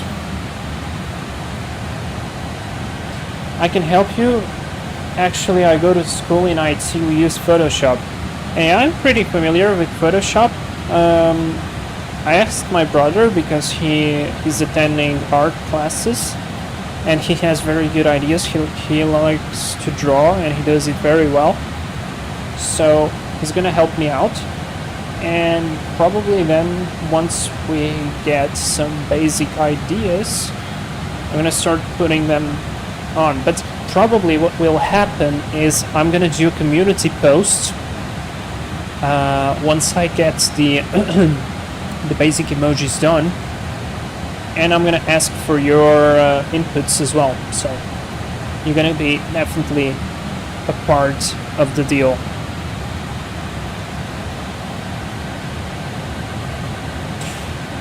Okay, arrival briefing. Are you guys ready for the arrival briefing? I surely am. So, status of the aircraft so far, everything is looking good, flying smoothly, apart from the frame rate problem, which is not really an aircraft thing, but because this is part of our operation, we are briefing that we have frame rate problems with real life weather. Speaking about weather, so far it's looking good. If I will be unable to change the weather, I am gonna have to keep this one or just update it close to the destination and keep going. As for the NOTAMs, we have a bunch of them, but most of those are either missing signs, closed ramps, markings removed, some obscured markings on the runway, including a runway we're going to be landing, or at least that we are expecting to land. We have some amendments there for runways that we don't need. Luckily, runway 17 left is going to be closed in 2 hours. No, correction, in 3 hours. No, 17 in 2 hours exactly. So it will be not available. We need to remember that thing. But the rest is fine. NTI should not be required unless we come into some significant weather, if we're going to be able to use the updated weather. Weather radar will be on. Our top of descent is planned in about 100 miles or 120 miles. I am anticipating to do a custom descent because this airplane has so much drag that I am not so sure we will be doing a good job on the VNAV. I don't know. Anyways, our descent, expected descent is the LAMP 7 arrival via UCATS. First restriction is above 15,000, then above 10,000, and then above 6,000, all the way to LAMP. The description says, oh, we got to contact ATC 119550.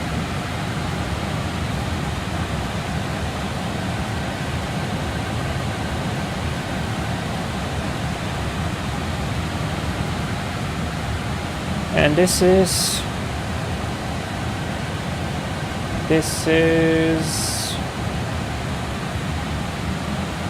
how's the station called?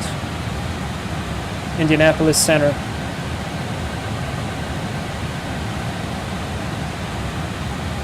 Oh shoot! Let me check something. Yeah. Yep. That would be a mess right now. There we go. Indianapolis Center. Hello, UPS9303 heavy flight level 320 direct UCATS.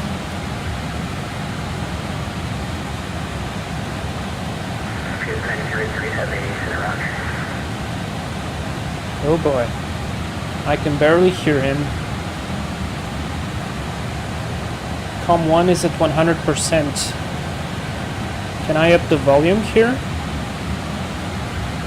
I hope this works.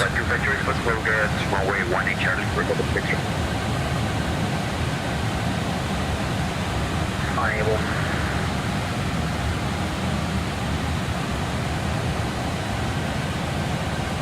Cooler, hello!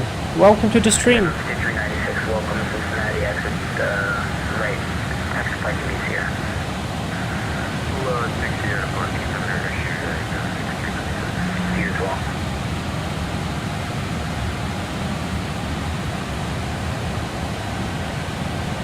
Eastern 610, the Columbus altimeter 3014 information, Bravo Center. I'm gonna have to lower a little bit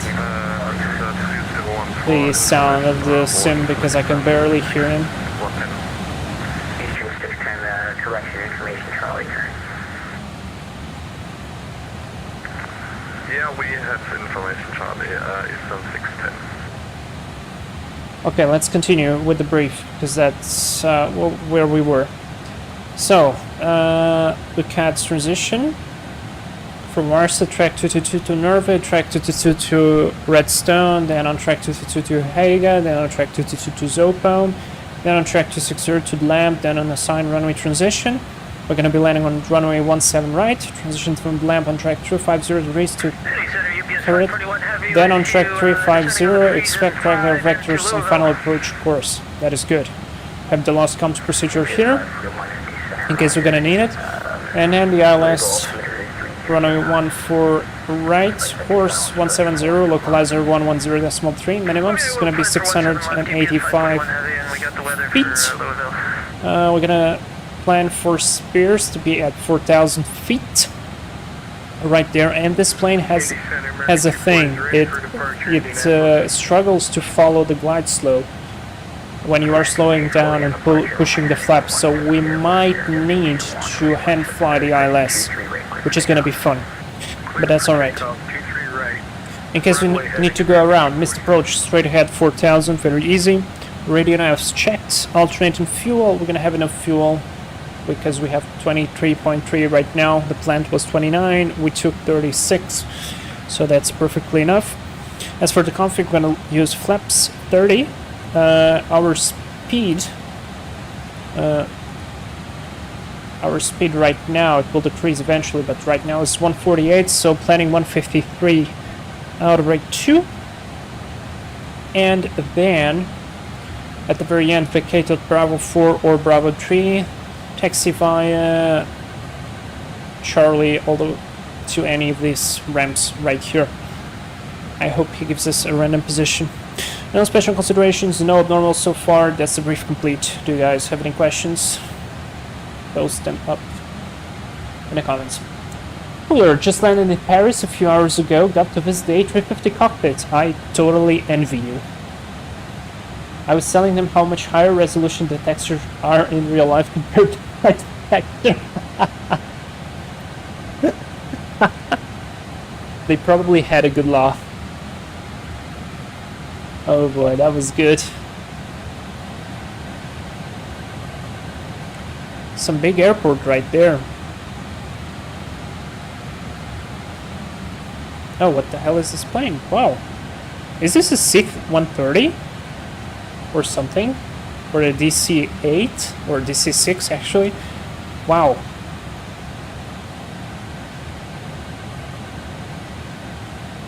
Okay, and speaking of descent, we need to plan the very basic descent. So I wanted, according to the chart, we need to be lamp. Indy Center, American 240 is airborne, 1,700 for 5,000. Copa 250 fly heading 180. Join the runway 18 left localizer. Radar vectors, what about altitude? 180 for 18 left for Copa to Bishop. I have lamp 6000 set. American 240 Indy Center, contact climb maintain code 350 and... Okay, let's plan 6000 for the lamp. Direct Louisville. And then we're going to have a little bit of level off there. That's okay. So the lamp is 6000. We're flying at 32,000. 32 minus 6 is 26. 26 times 3 it's 78. And I'm going to go with 78 from the lamp. So let's go into the fix info page.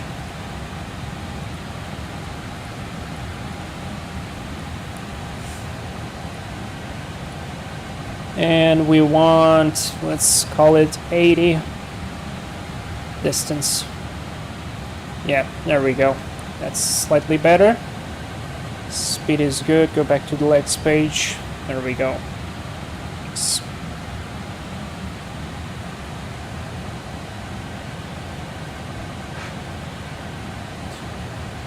I was sitting in economy, so nothing special for 99% of the flight, but the takeoff engine roar was beautiful. Oh man, I can imagine.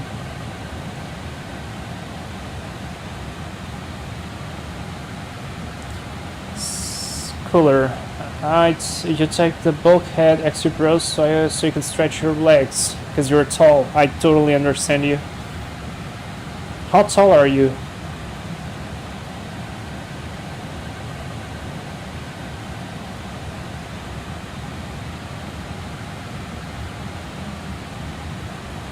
Delta 413, just going to maintain 4,000.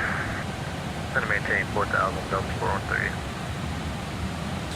Alright, I am thinking about attempting to do a weather reload.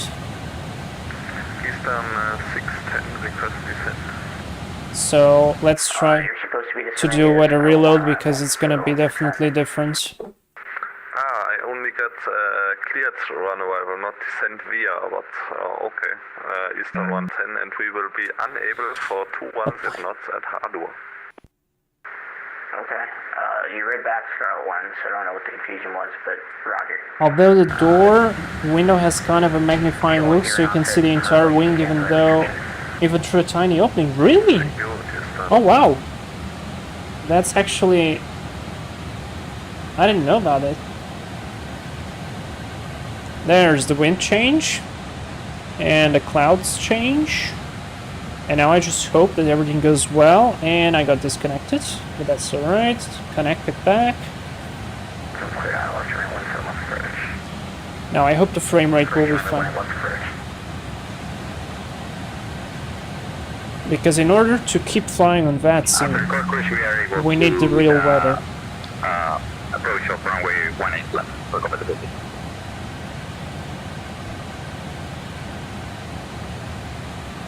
Gonna check the ATIS right now. Information Delta.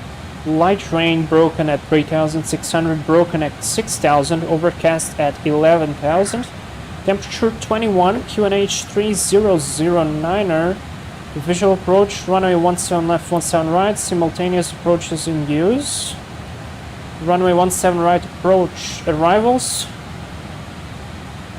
Okay. Good.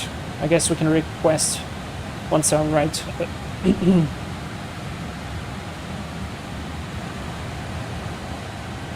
Cooler, by the way, we were talking about emojis. The weather is not looking good. Come on, explain, you can do better than that. I can try to lower my settings, like the cloud settings or something, but that makes no sense because the frame rate is totally fine. Anyways, Cooler, we were talking about emojis, custom emojis, because I'm planning to introduce custom emojis into the channel, and I was asking for ideas. So if you have any ideas for custom emojis, please let us know. I'm gonna tell you what ideas do we have so far. So my ideas were one emoji regarding to the briefing time, because we always do briefings here on the channel. I want to do one which is like takeoff okay, which is something like the Embraer. There goes the frame rate, right?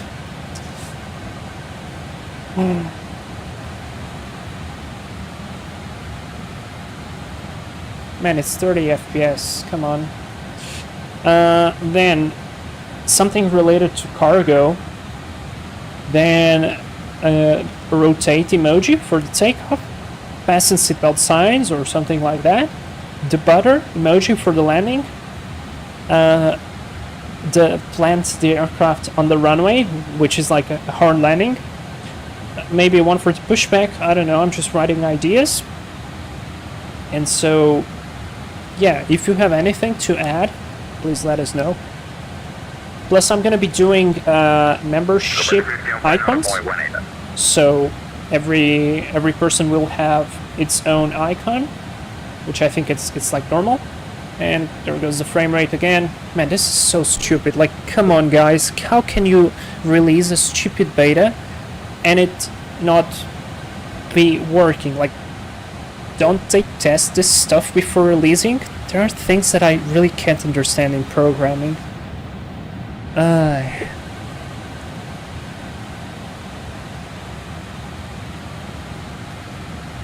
Let's hope it will clear out eventually, because yeah, the weather up front there is just as we expected, so we better keep that stuff on.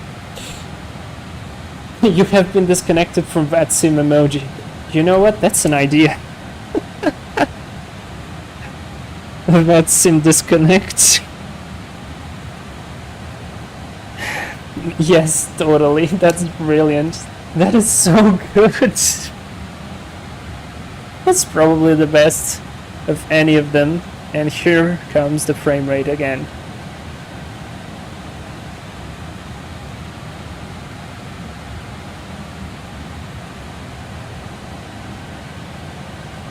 It's like everything the customer tested all the day. I don't know. Set it so there's no updates on the weather. Yes, I know, but once we reach Louisville, we're gonna have to have the correct weather, at least the QNH. Otherwise, we will be flying on different altitudes, because he's gonna assign us altitudes to descend, and then I'm gonna be flying one altitude because I will have one QNH regarding the whatever QNH that I have on this spot right here, but not the QNH that will be in Louisville. And there it comes again. Look at this. Whoa, nice slideshow, man. I didn't have this, but this is regarding real weather, absolutely.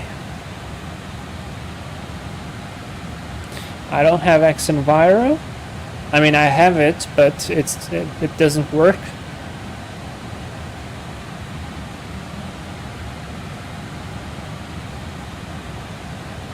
Maybe it's something regarding to any plugin. I don't think so.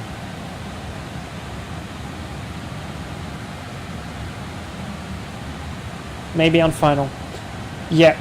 Yeah, that's what I'm thinking of. Probably when we're gonna be approaching a bit closer to the airport, I'm gonna switch to manual weather so that it will save all the status of the weather and then go. You have xAmerica? Yeah, I have. Although it's not as good as it was on X-Plane 11 for X-Plane 12. There goes the frame rate again. But yeah, I have it. See, this is my normal frame rate. And by the way, I think we're overflying Cincinnati, which is our alternate kiln. No, it's not. Or is it? I think it actually is. Clouds look so good. They look good, but in a certain way. Unfortunately, xAmerica takes away a lot of the improvements that X-Plane 12 brought in terms of lighting, at least in my opinion. But sometimes it's totally worth it. I mean, I could try enabling xAmerica right now, but my experience is that the winds and the weather and all this stuff is not correct, as it should be. UPS 541 Heavy is on the localizer, 17 left into Louisville. There's... nope, that was a frame rate drop that I didn't notice it.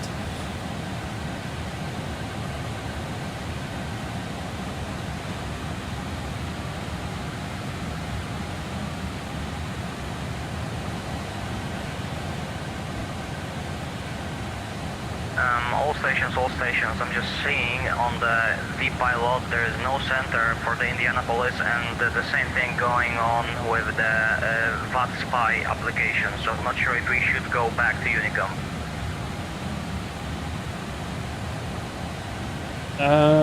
There is no center. Yeah, there's actually no center. Yeah, I confirm, I also see no center.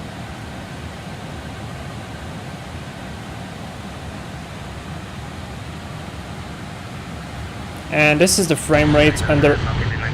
Well, I'm going back to Unicom, 045 things old. Going back to Unicom as well, UPS9303 Heavy. Well, looks like we lost our ATC. We got ground. And we should reset MCP altitude. I'm gonna wait a bit. Well, if we actually have no ATC... maybe. Man, I would really love to fly in real weather right now because it's looking challenging down there. But if it keeps with the frame rate drops, that's not gonna be funny.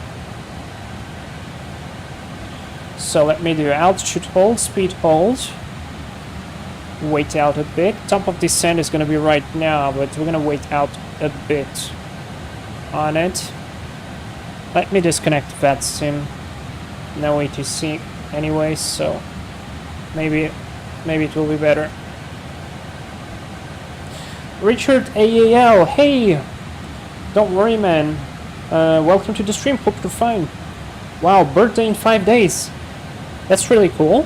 I don't think I will be streaming in 5 days, so I'm gonna wish you an early, happy birthday.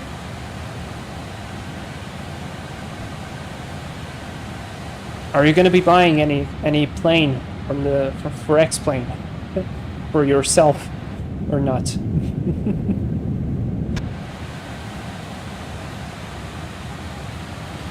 What would be the perfect birthday present for you? Okay, I disconnected from VATSIM. So far, it's a bit. Never mind. Look at this. This is just ridiculous. I mean, not even 3J FPS can handle this.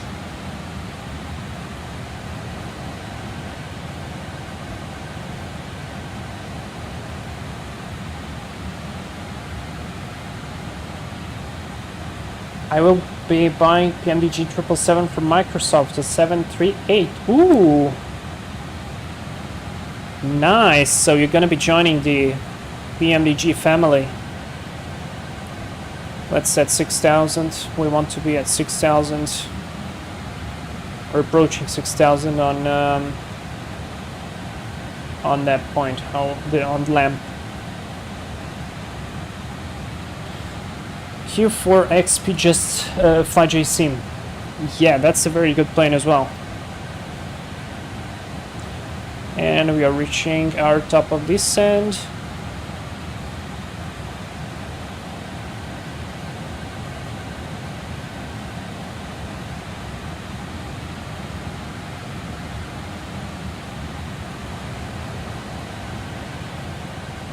Okay, so far it hasn't lagged. Maybe that's an indication it won't lag anymore. Maybe? No? No, I refuse. I refuse it to lag. Don't do it.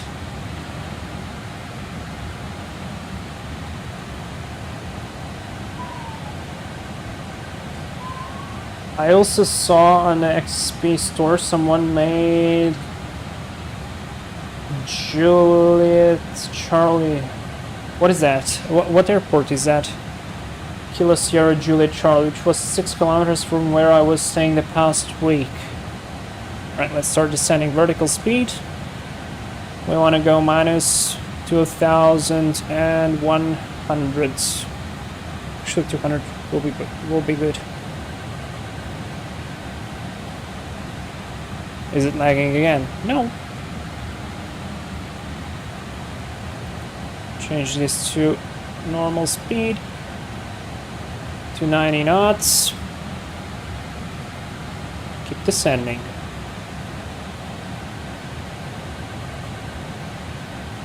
Okay, so far it has not lagged, at least I haven't noticed it. So I hope it will keep like this until the end. San Jose Airport, a smaller airport a bit south of San Francisco, mostly for short hauls and private jets. I've heard about it. That's cool. Are you gonna be buying it? And Richard AAL, I got a glimpse of that message. I feel you, probably. And I know it sucks. For me, it sucks too. I have family in Russia too, which I would love to visit as well. Hard times, man. ShayTP land with no landing gear so we can see the new sparks.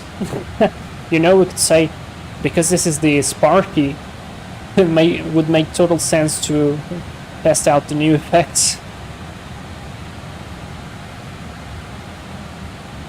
Alright, you know what? I did multiple tests regarding vertical speed with this airplane, and this is the first time it's behaving this good,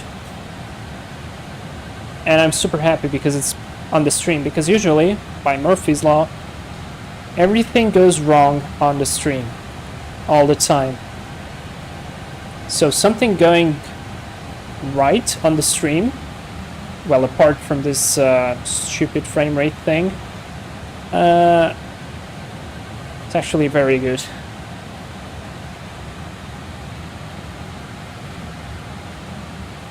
So yeah, Sparky with the sparks. Katerina, hello, how are you? How's the flight going? Hey, flight is going great. Hope you're good as well.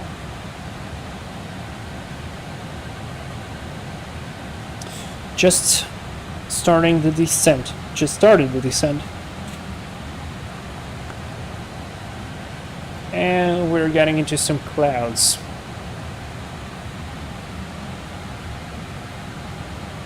Outside total air temperature -11. Probably will require some engine anti-ice.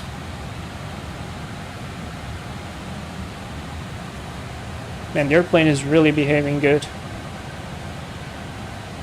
Let me do 280. Although it's lagging a bit due to the weather. You know what? Enough is enough. It updated to the marginal weather, so let's just set manually enter weather. Let's just fly with the manual weather. It will look approximately the same, and we will not have any stutters.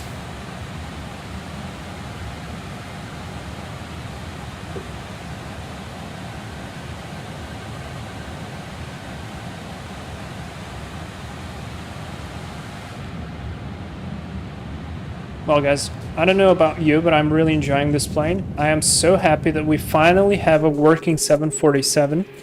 That's good, that's flyable, that we can take into VATSIM. And speaking of VATSIM, let me see, SimAware. Yeah, we only have ground, no one else. So I'm gonna keep myself out of VATSIM because of this. And I want to see what's the QNH.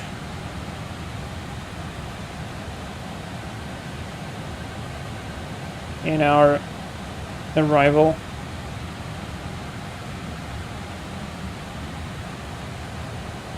Where's our arrival? That's not it. That's us. But where is Louisville? That's the vortex. Ah, there we go. Detail QNH 1019. Okay.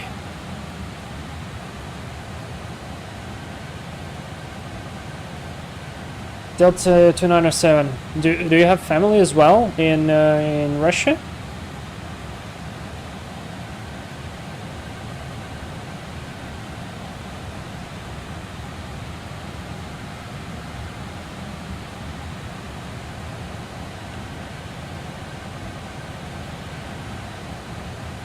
My uncle. Oh, yeah.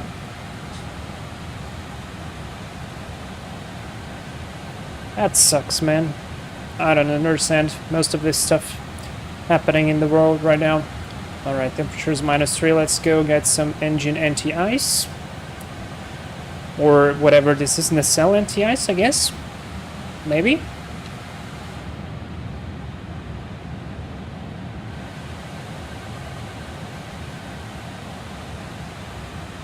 GTP, will you watch the Champions League final in 40 minutes? No. But by the way, I love football.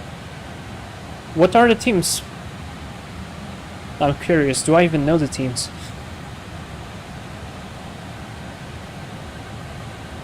Yeah, Delta Tango, I totally get it. Oh, we got some turbulence coming on. Glad we're transporting some boxes. By the way, check this out. Nice wing flex. It's not bad. The 748 wing flex is a bit better, and the engine wobbles, which is simply beautiful. But that's a payware aircraft, so for a freeware, this is wonderful.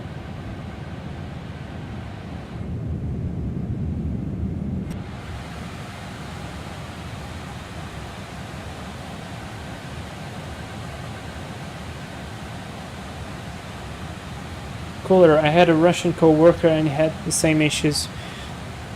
Yeah. It's sad, man.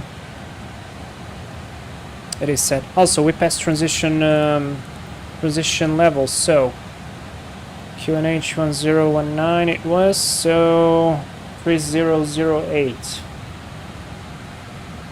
Let me see, according to the real world METAR, if that's very different or not. Should be 3009, so no, perfect. Actually, it was totally correct.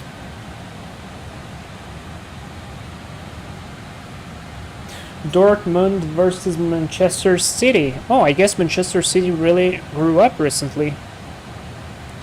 It was Manchester United before, like the main team, but looks like now Manchester City is a lot stronger. Let's do our approach checklist, by the way. So, approach checklist, ADS is obtained, FMC arrivals procedure is entered, the briefing is complete. If you guys have any questions, and recall is checked.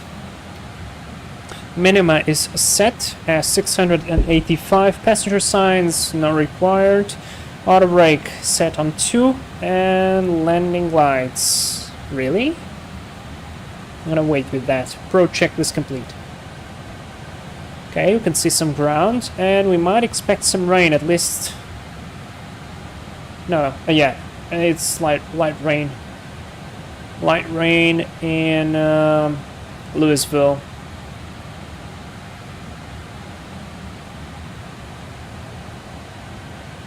Richard, I haven't flown the 747 in about 4 to 5 years on the sim. Well, if you have X-Plane, this Sparky 747 is a very good reason to do so. So highly suggest you to give it a try. Let's go engine anti-ice off. Temperature is +10 right now. And yeah, we're gonna stick with this weather until the end, even though I really wanted to change it to the real time again.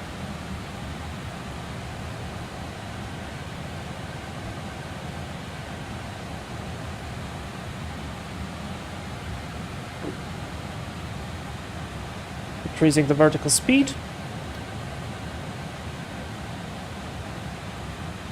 I want to enter this turn right here at 250 knots.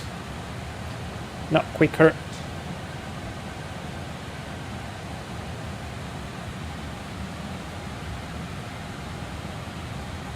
Or maybe even slower. Yeah, probably even slower.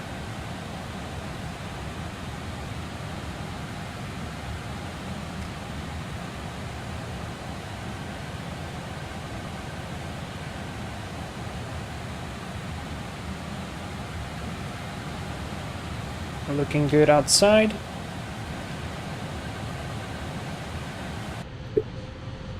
Now this effect, I love this effect. When you have humid air, this happens so good. Alright, let's set to 40.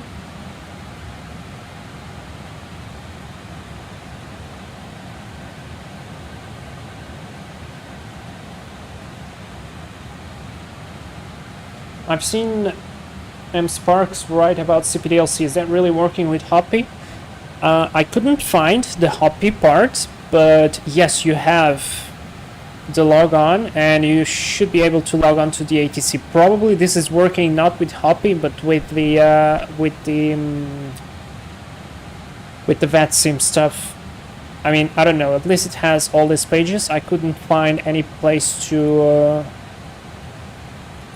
write your Hoppy login, but still. 10,000 feet, lights are coming on, logo on.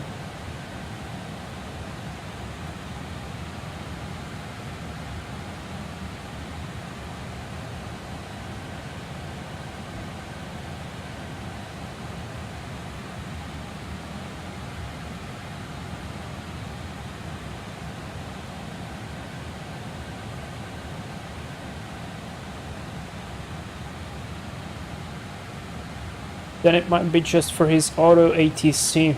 I don't know. Don't you turn on the lights at 18,000 feet in USA? I think that's too high. Some lights have limitation, have speed limitations. And that sounds a bit high to me.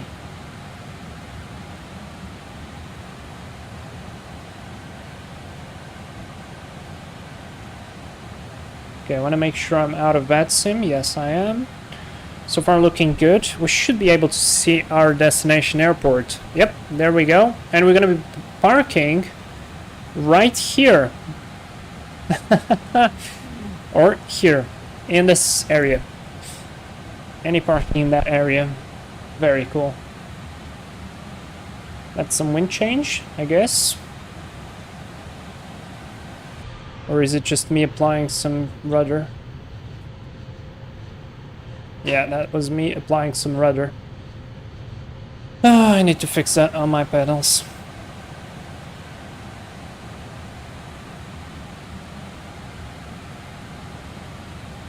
Richard AL in the US, all lights should be on at 10,000 feet. Yeah, I think it's 10,000 on most parts of the world as well.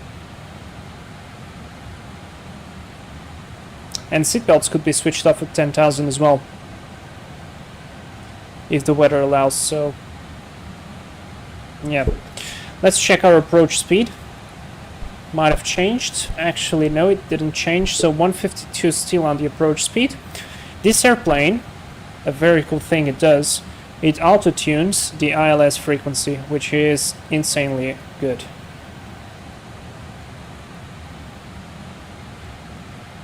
Alright, we're doing the nice descent. Speed is good.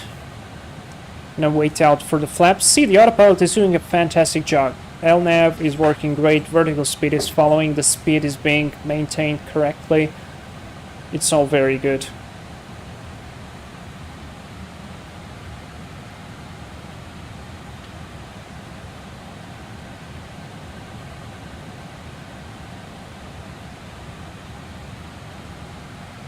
Now from that point on, we're gonna go heading. I could even select heading already. Heading select 350.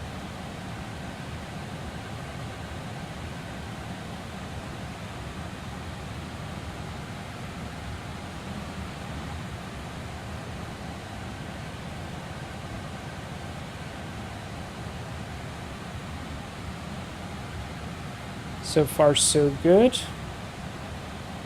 Let's set 4,000 feet. Keep the vertical speed. minus 1,000.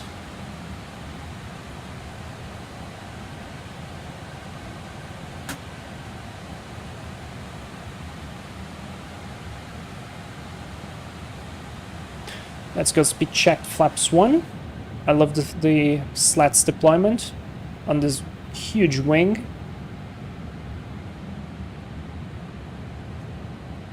Lovely. Okay, you guys are ready for the landing? I'm gonna bring this big bird to land. Thank you.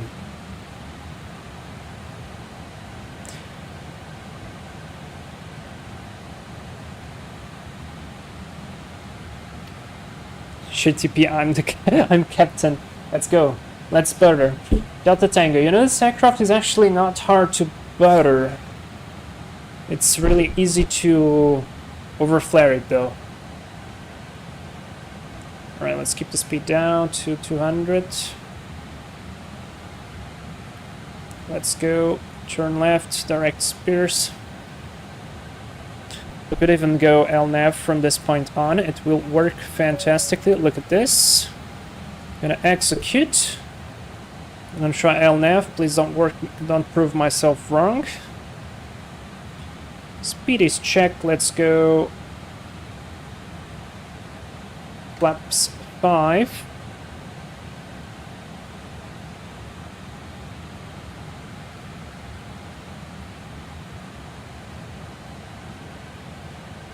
Gonna have a little bit of level off moment, but that's fine. That's why it's the Queen. Ah, haha, I see.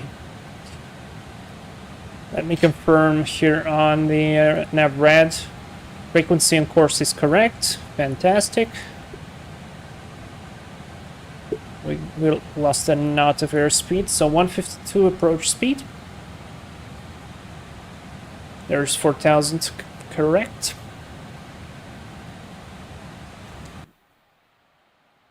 Look at us drifting in the air. How beautiful is that? Majestic. Probably the right word for this airplane. Okay, now, you guys remember what I told you about the flaps and speed management on this aircraft? That is a bit tricky. Well, I'm gonna go flaps 10 right now on purpose. Gonna go 180. Glide slope and localizer is live. So we might need to hand fly the approach because it struggles to maintain the glide slope, as I told you. So I'm gonna turn on these lights on already, and the rest of the stuff I can do without taking my hands out of the controls. Arm the approach. Lower the speed. Let's go flaps 20. Maybe a bit early. Yeah, 10 miles out, a bit early, but that's okay. I'm gonna go for flaps 20 anyways. Localizer is capturing. 4,000 feet is the go around altitude. Heading is correct. There's glide slope. And now, my friend, you should go down, please. Let's see if it does a good job. Now that you're on stream, you have to perform. Okay, it's doing better. It's actually doing better than on my tests. Which makes me extremely happy. Okay, out of trouble. Follow the speed, please. It's actually doing a fantastic job right now. Maybe I was intercepting it with too much speed. I don't know. It's still not tracking it perfectly, but we are within 1 dot of deviation. So at 2,500, I'm gonna put the gear down, arm the speed brakes or the spoilers.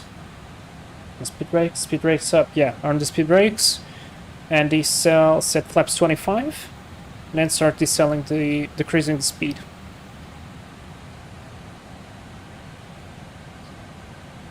I wish a good landing to everyone.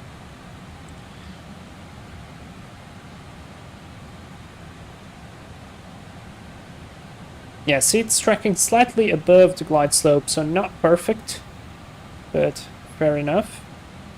2500. That is checked, and that's gear down.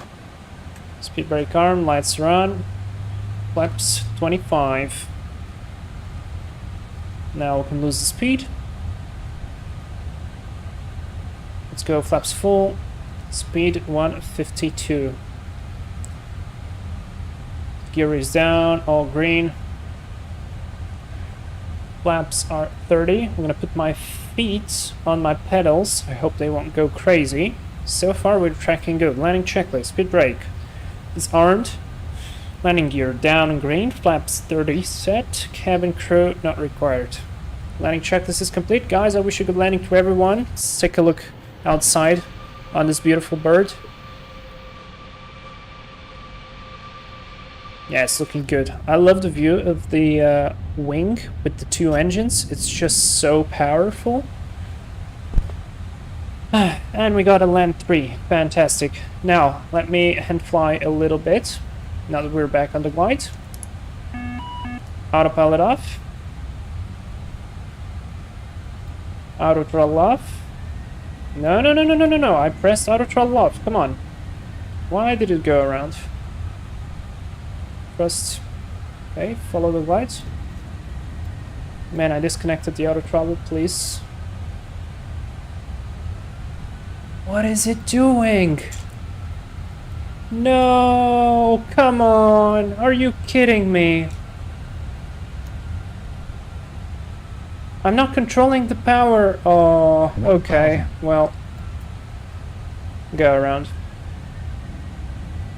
Positive rate. Yeah, flaps. Gear up. No! I pressed the right button. I disconnected the auto throttle. Flaps 10.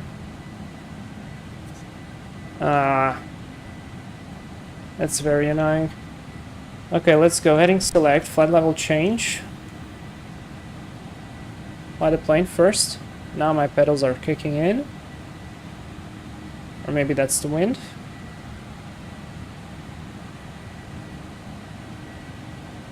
Let's go flaps 5.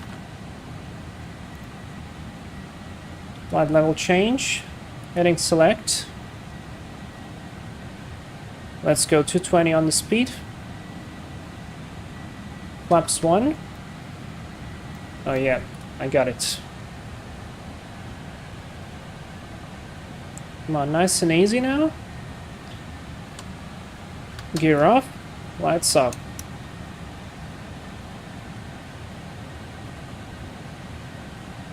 Let's go 230 for flaps up speed.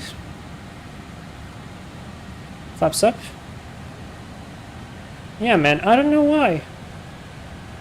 Let me recheck real quick. See, auto throttle toggle switch.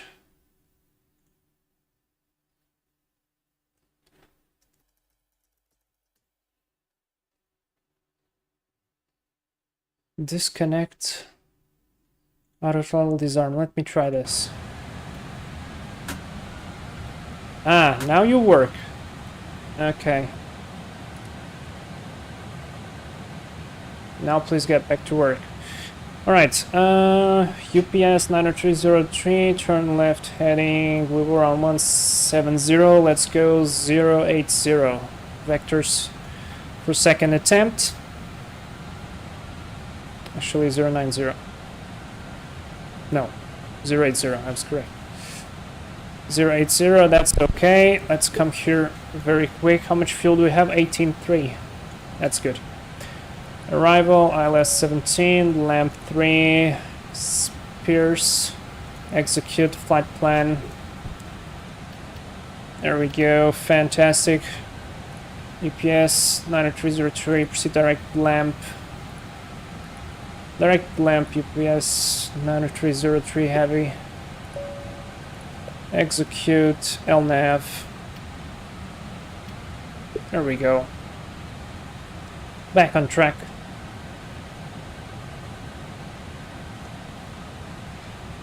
Yeah, looks like I had the wrong button or whatever.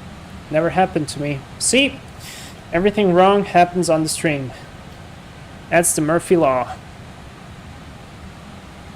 Let me redo the direct to LAN. Execute. Very good. It's alright, we have enough fuel. And it's always good to practice a little bit of go-around procedures. Not a big deal. Now, what I want to do, though, is... Actually, never mind, I'll vector myself to Spears.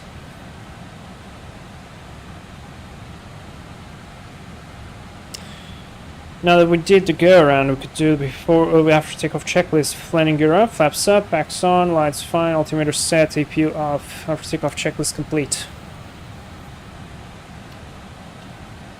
I don't understand why is it showing me traffic right there, because there is no traffic.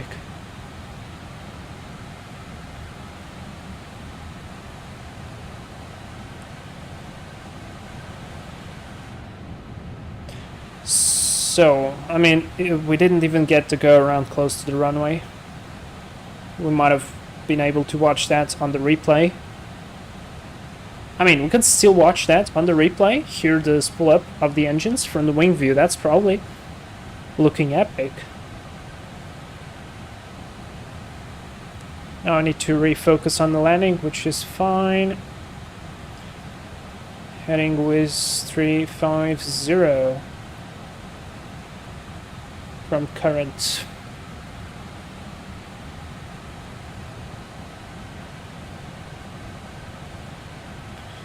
There you go, crossed lamp.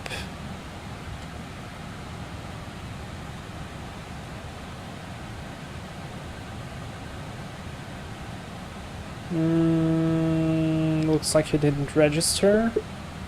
Lamp, I'm gonna go heading select. 350 set on the heading.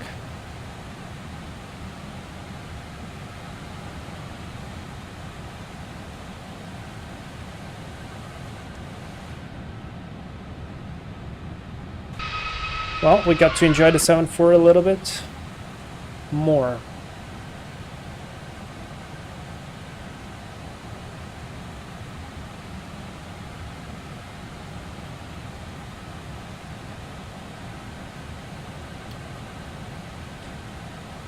Let's start slowing down to 200. Speed is checked, flaps 1. Let's watch that slats deployment. And I could go with flaps 5 as well. Let's go flaps 5.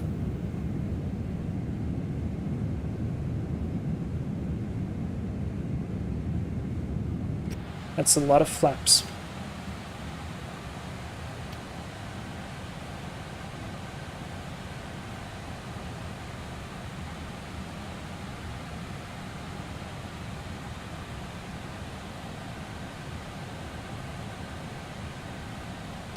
Cross current.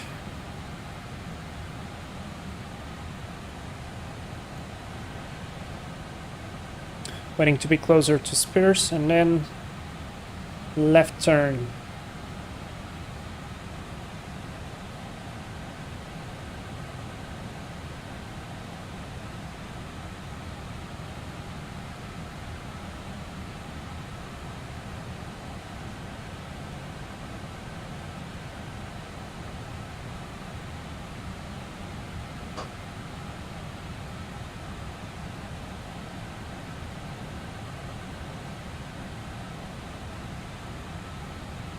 Okay, let's start the turn.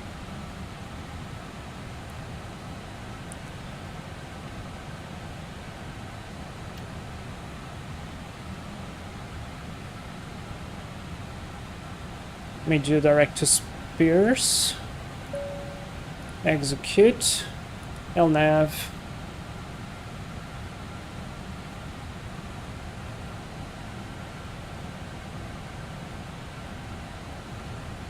Decrease the speed a bit. Check that the approach speed hasn't changed. Yes, it has, 146. Approach speed is going to be 151.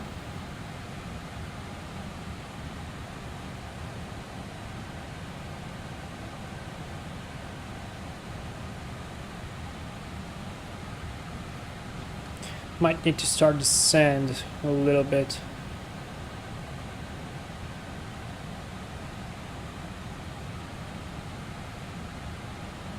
Set 3000 just in case. And a very slight descent rate. Fuel tank per engine, that means we can shut off the cross feeds.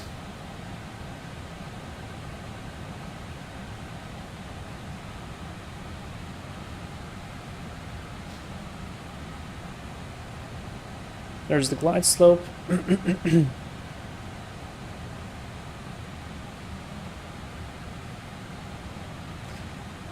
Let's go flaps 10.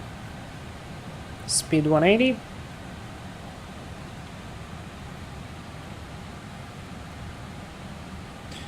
I would start the turn already. Heading select. Let's arm approach.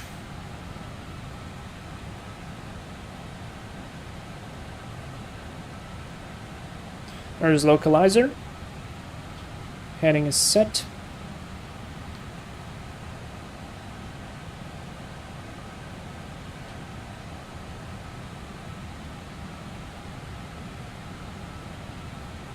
Let's go speed 170.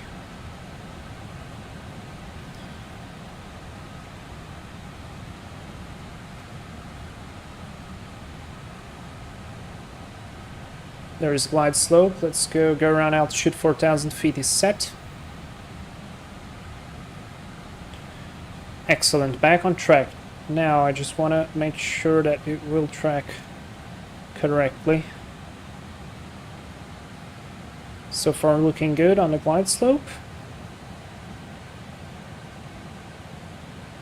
Runway is inside, wind is good. Time to land, we have still plenty of fuel. Our diversion is only imminent when we reach about 12 tons, so we still have 5 tons of extra. You guys want to see the gear extension from the outside? How about that? Something I don't do very often.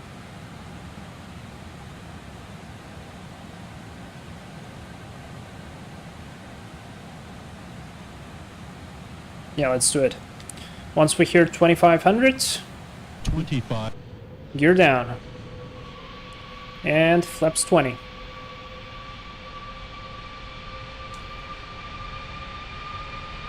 That was fast. I wasn't expecting it was so fast. Arm speed brakes, lights are on. Approaching flaps 20. See how much time did it take? Now I can go flaps 25. Come on, go for the vertical. And flaps full.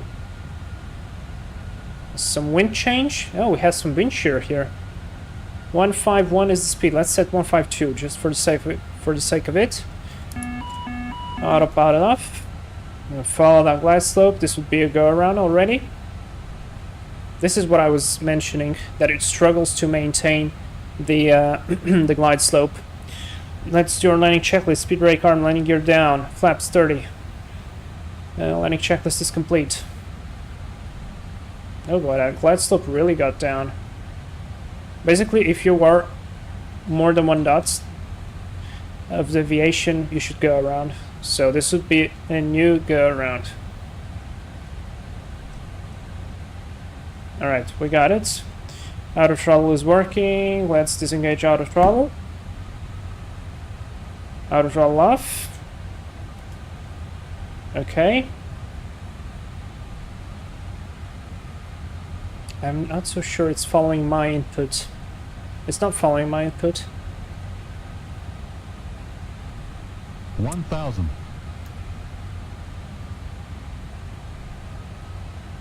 Yeah, the auto throttle is not following my input.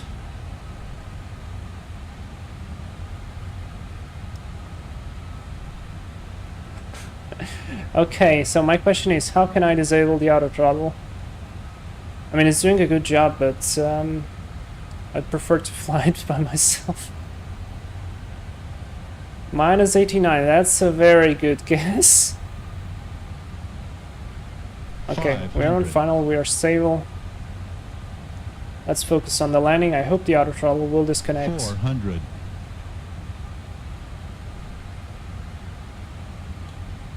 300. Don't go down. Approaching minimums. Some nice crosswind right there. 200. Bit low. 100. Glide Correcting. slope. Glide slope. 50. 40. 30. 20. 10. Speed brakes up. And that's a touchdown. Reverse is normal. Okay, with my broken pedals. Can we get this to stop? Reverses are normal and we're decelerating. Woof!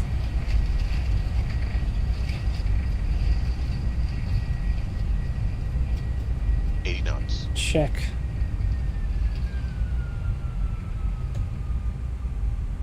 $60 knots, reverses out. Manual braking. Let's vacate right here. Oh boy, we did it. Woo! Okay, now keep rolling, please. I don't know, but at some point the auto throttle stopped working, as it should stop working. Yeah. Okay, make sure it's clear on the left as we are vacating. And right where we should be.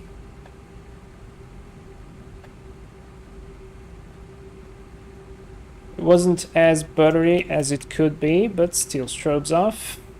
Or actually I could maintain the strobes on because it will not be working. Weather radar off. That's not me turning, that's my pedals. Disarm the speed brakes, flaps are up.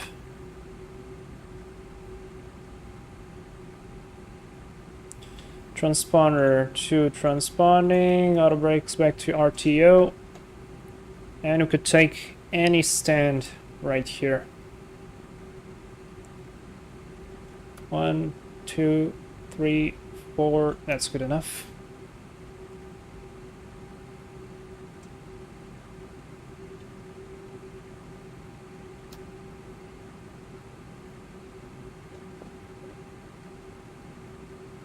Thank you. Could be better though.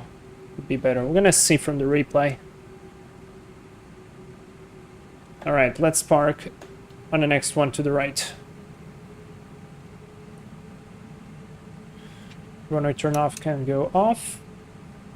What's the status? APU is starting. What about the gear? How are the temps? Looking good actually.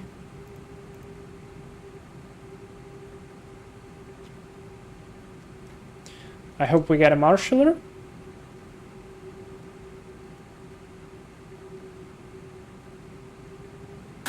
I'm going very slowly because we still have to wait for the APU shutdown and etc. Cargo has landed safe. Yeah. Let's take a look from the outside. What are the biggest parking spots? Because these ones look small. Maybe let's go to these ones. They look a bit bigger. Yeah, those look a bit bigger. Let's go to those.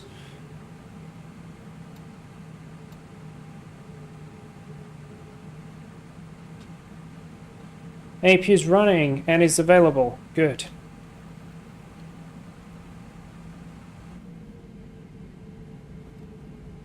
Well, now that we've landed, actually the plane is very quiet.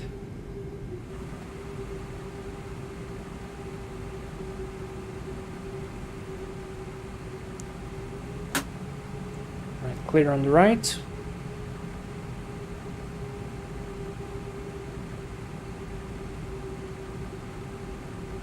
That's a real life 747 cargo parking. Yeah, I watched it on Google Maps. I watched where they had the Sound 47s. I want to go here. Let's go. Taxi light off. It looks small though, the parking. Turn in. I really wish we had a marshaller. I don't know why, but the plugin looks to be stopped working. Maybe because this is the beta and it's not supported for some reason. Looks like we don't have a marshaller. Ooh, that's sad. We're gonna be our own personal marshaller from the outside.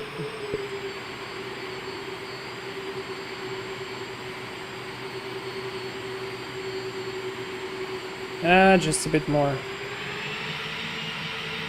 There we go. Brakes are set. We've got APU. We can switch over to the APU. Yeah, never mind. Switch over to the APU, and for that I'm gonna simply switch off the engines, which take a bit of time to spool down. APUs can come on. And yeah, they will take a while. I don't think this is very realistic. We're gonna have to wait. After landing checks are completed, the rest is gonna be the shutdown checklist. But you guys want to see the replay, right?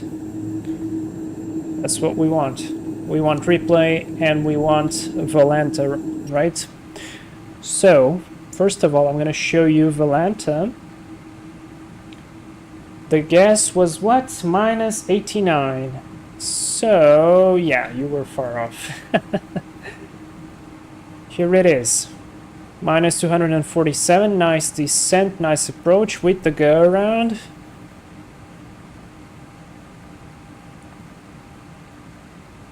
Not bad. 19.3. ShitTP, you're gonna get it right one day. That was actually good. And now I can come here, I can disable the overlay, and I'm going to try and watch the replay. So first I need to play back a bit. And now that it's playing back, I can move this. This is a trick I found to not make it crash. Alright, and we're gonna be some spotter guy sitting on this position right here, zooming in on the 7.4. Let's watch it. That wind shear though, very close to the ground.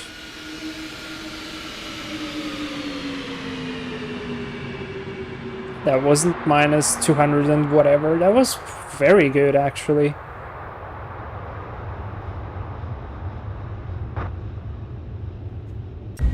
Let's watch it from the wing view.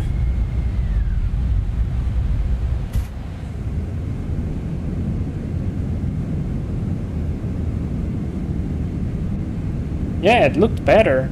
I'm gonna take a look at it again from behind.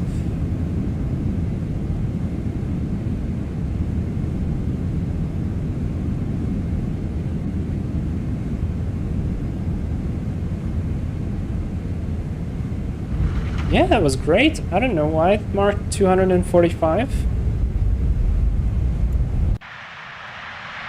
Let's watch it once again, but from behind the runway. Stop. Let me put myself right on the beginning of the runway, where it is. Right here. Right here. We're gonna be this guy in the truck. Who's it on? Sometimes it looks better from the outside. Yeah, I guess that the landing rates are not very correct. Oh, the sound.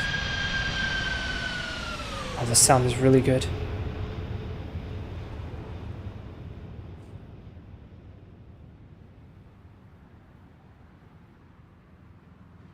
Yeah, that was fine. And then it was challenging to maintain the center line. That was fine.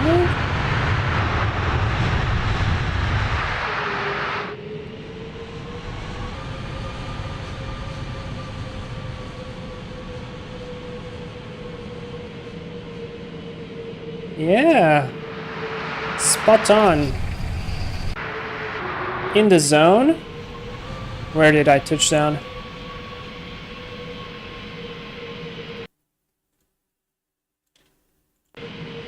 That's touchdown. In the spot. Huh? How about that? Center line. In the spot.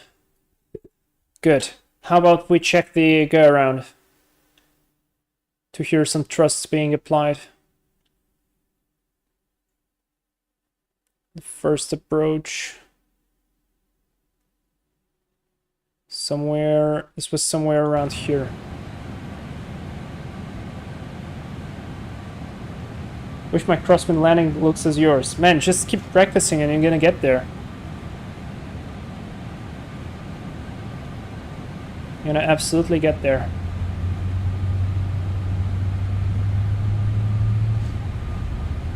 That sounded like the gear down. Yeah, and it was. I want to see where it was to go around.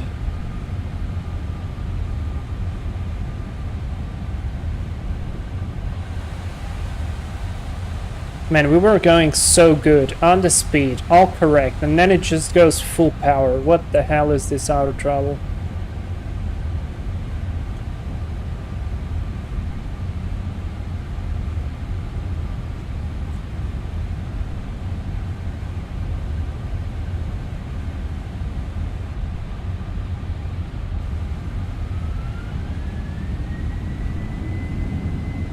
Yeah, see? This is when the auto throttle came. I tried to control it. And then it went again. And I tried to control it again.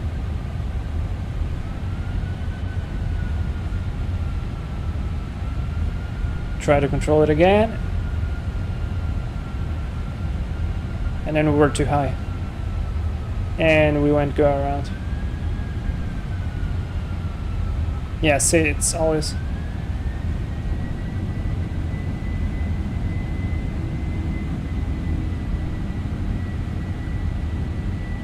Yeah, go around.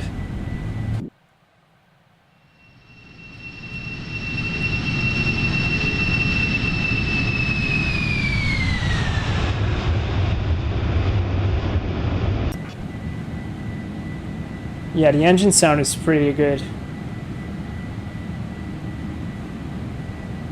The other ones are very good too. So the CF, the engine we're flying today, sounds great, but the other ones are very good too. I think the RB211s are the best sounding, but we gotta take either a Qantas or a British Airways flight to fly those.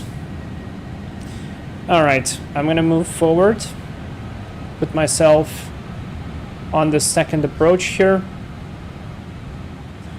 And I'm gonna wish you guys, actually I'm gonna thank you guys first for coming into the stream, for all the support.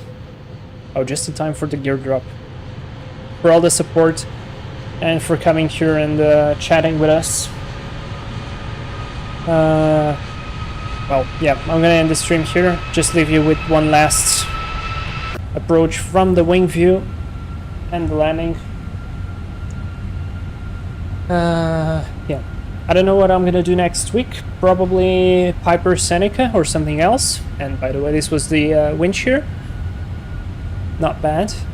Maybe the Piper Seneca, maybe something else, but we're gonna see what's gonna come next. Guys, thank you very much. Hope you enjoyed this little flight with it on the 747 Sparky. Very cool aircraft. Only new problem that I found out on this stream was the auto throttle, really, but I never had this problem before, so I don't know. Should be good. Should be good anyways. And it's very capable, so definitely give itself a try. Gonna see you next week, guys. Stay awesome, stay great. I'm gonna put, as soon as I have some emojis, I'm gonna put it on the community tab so you guys can give your inputs. And we're gonna see you all next week. So stay awesome, guys. Bye-bye.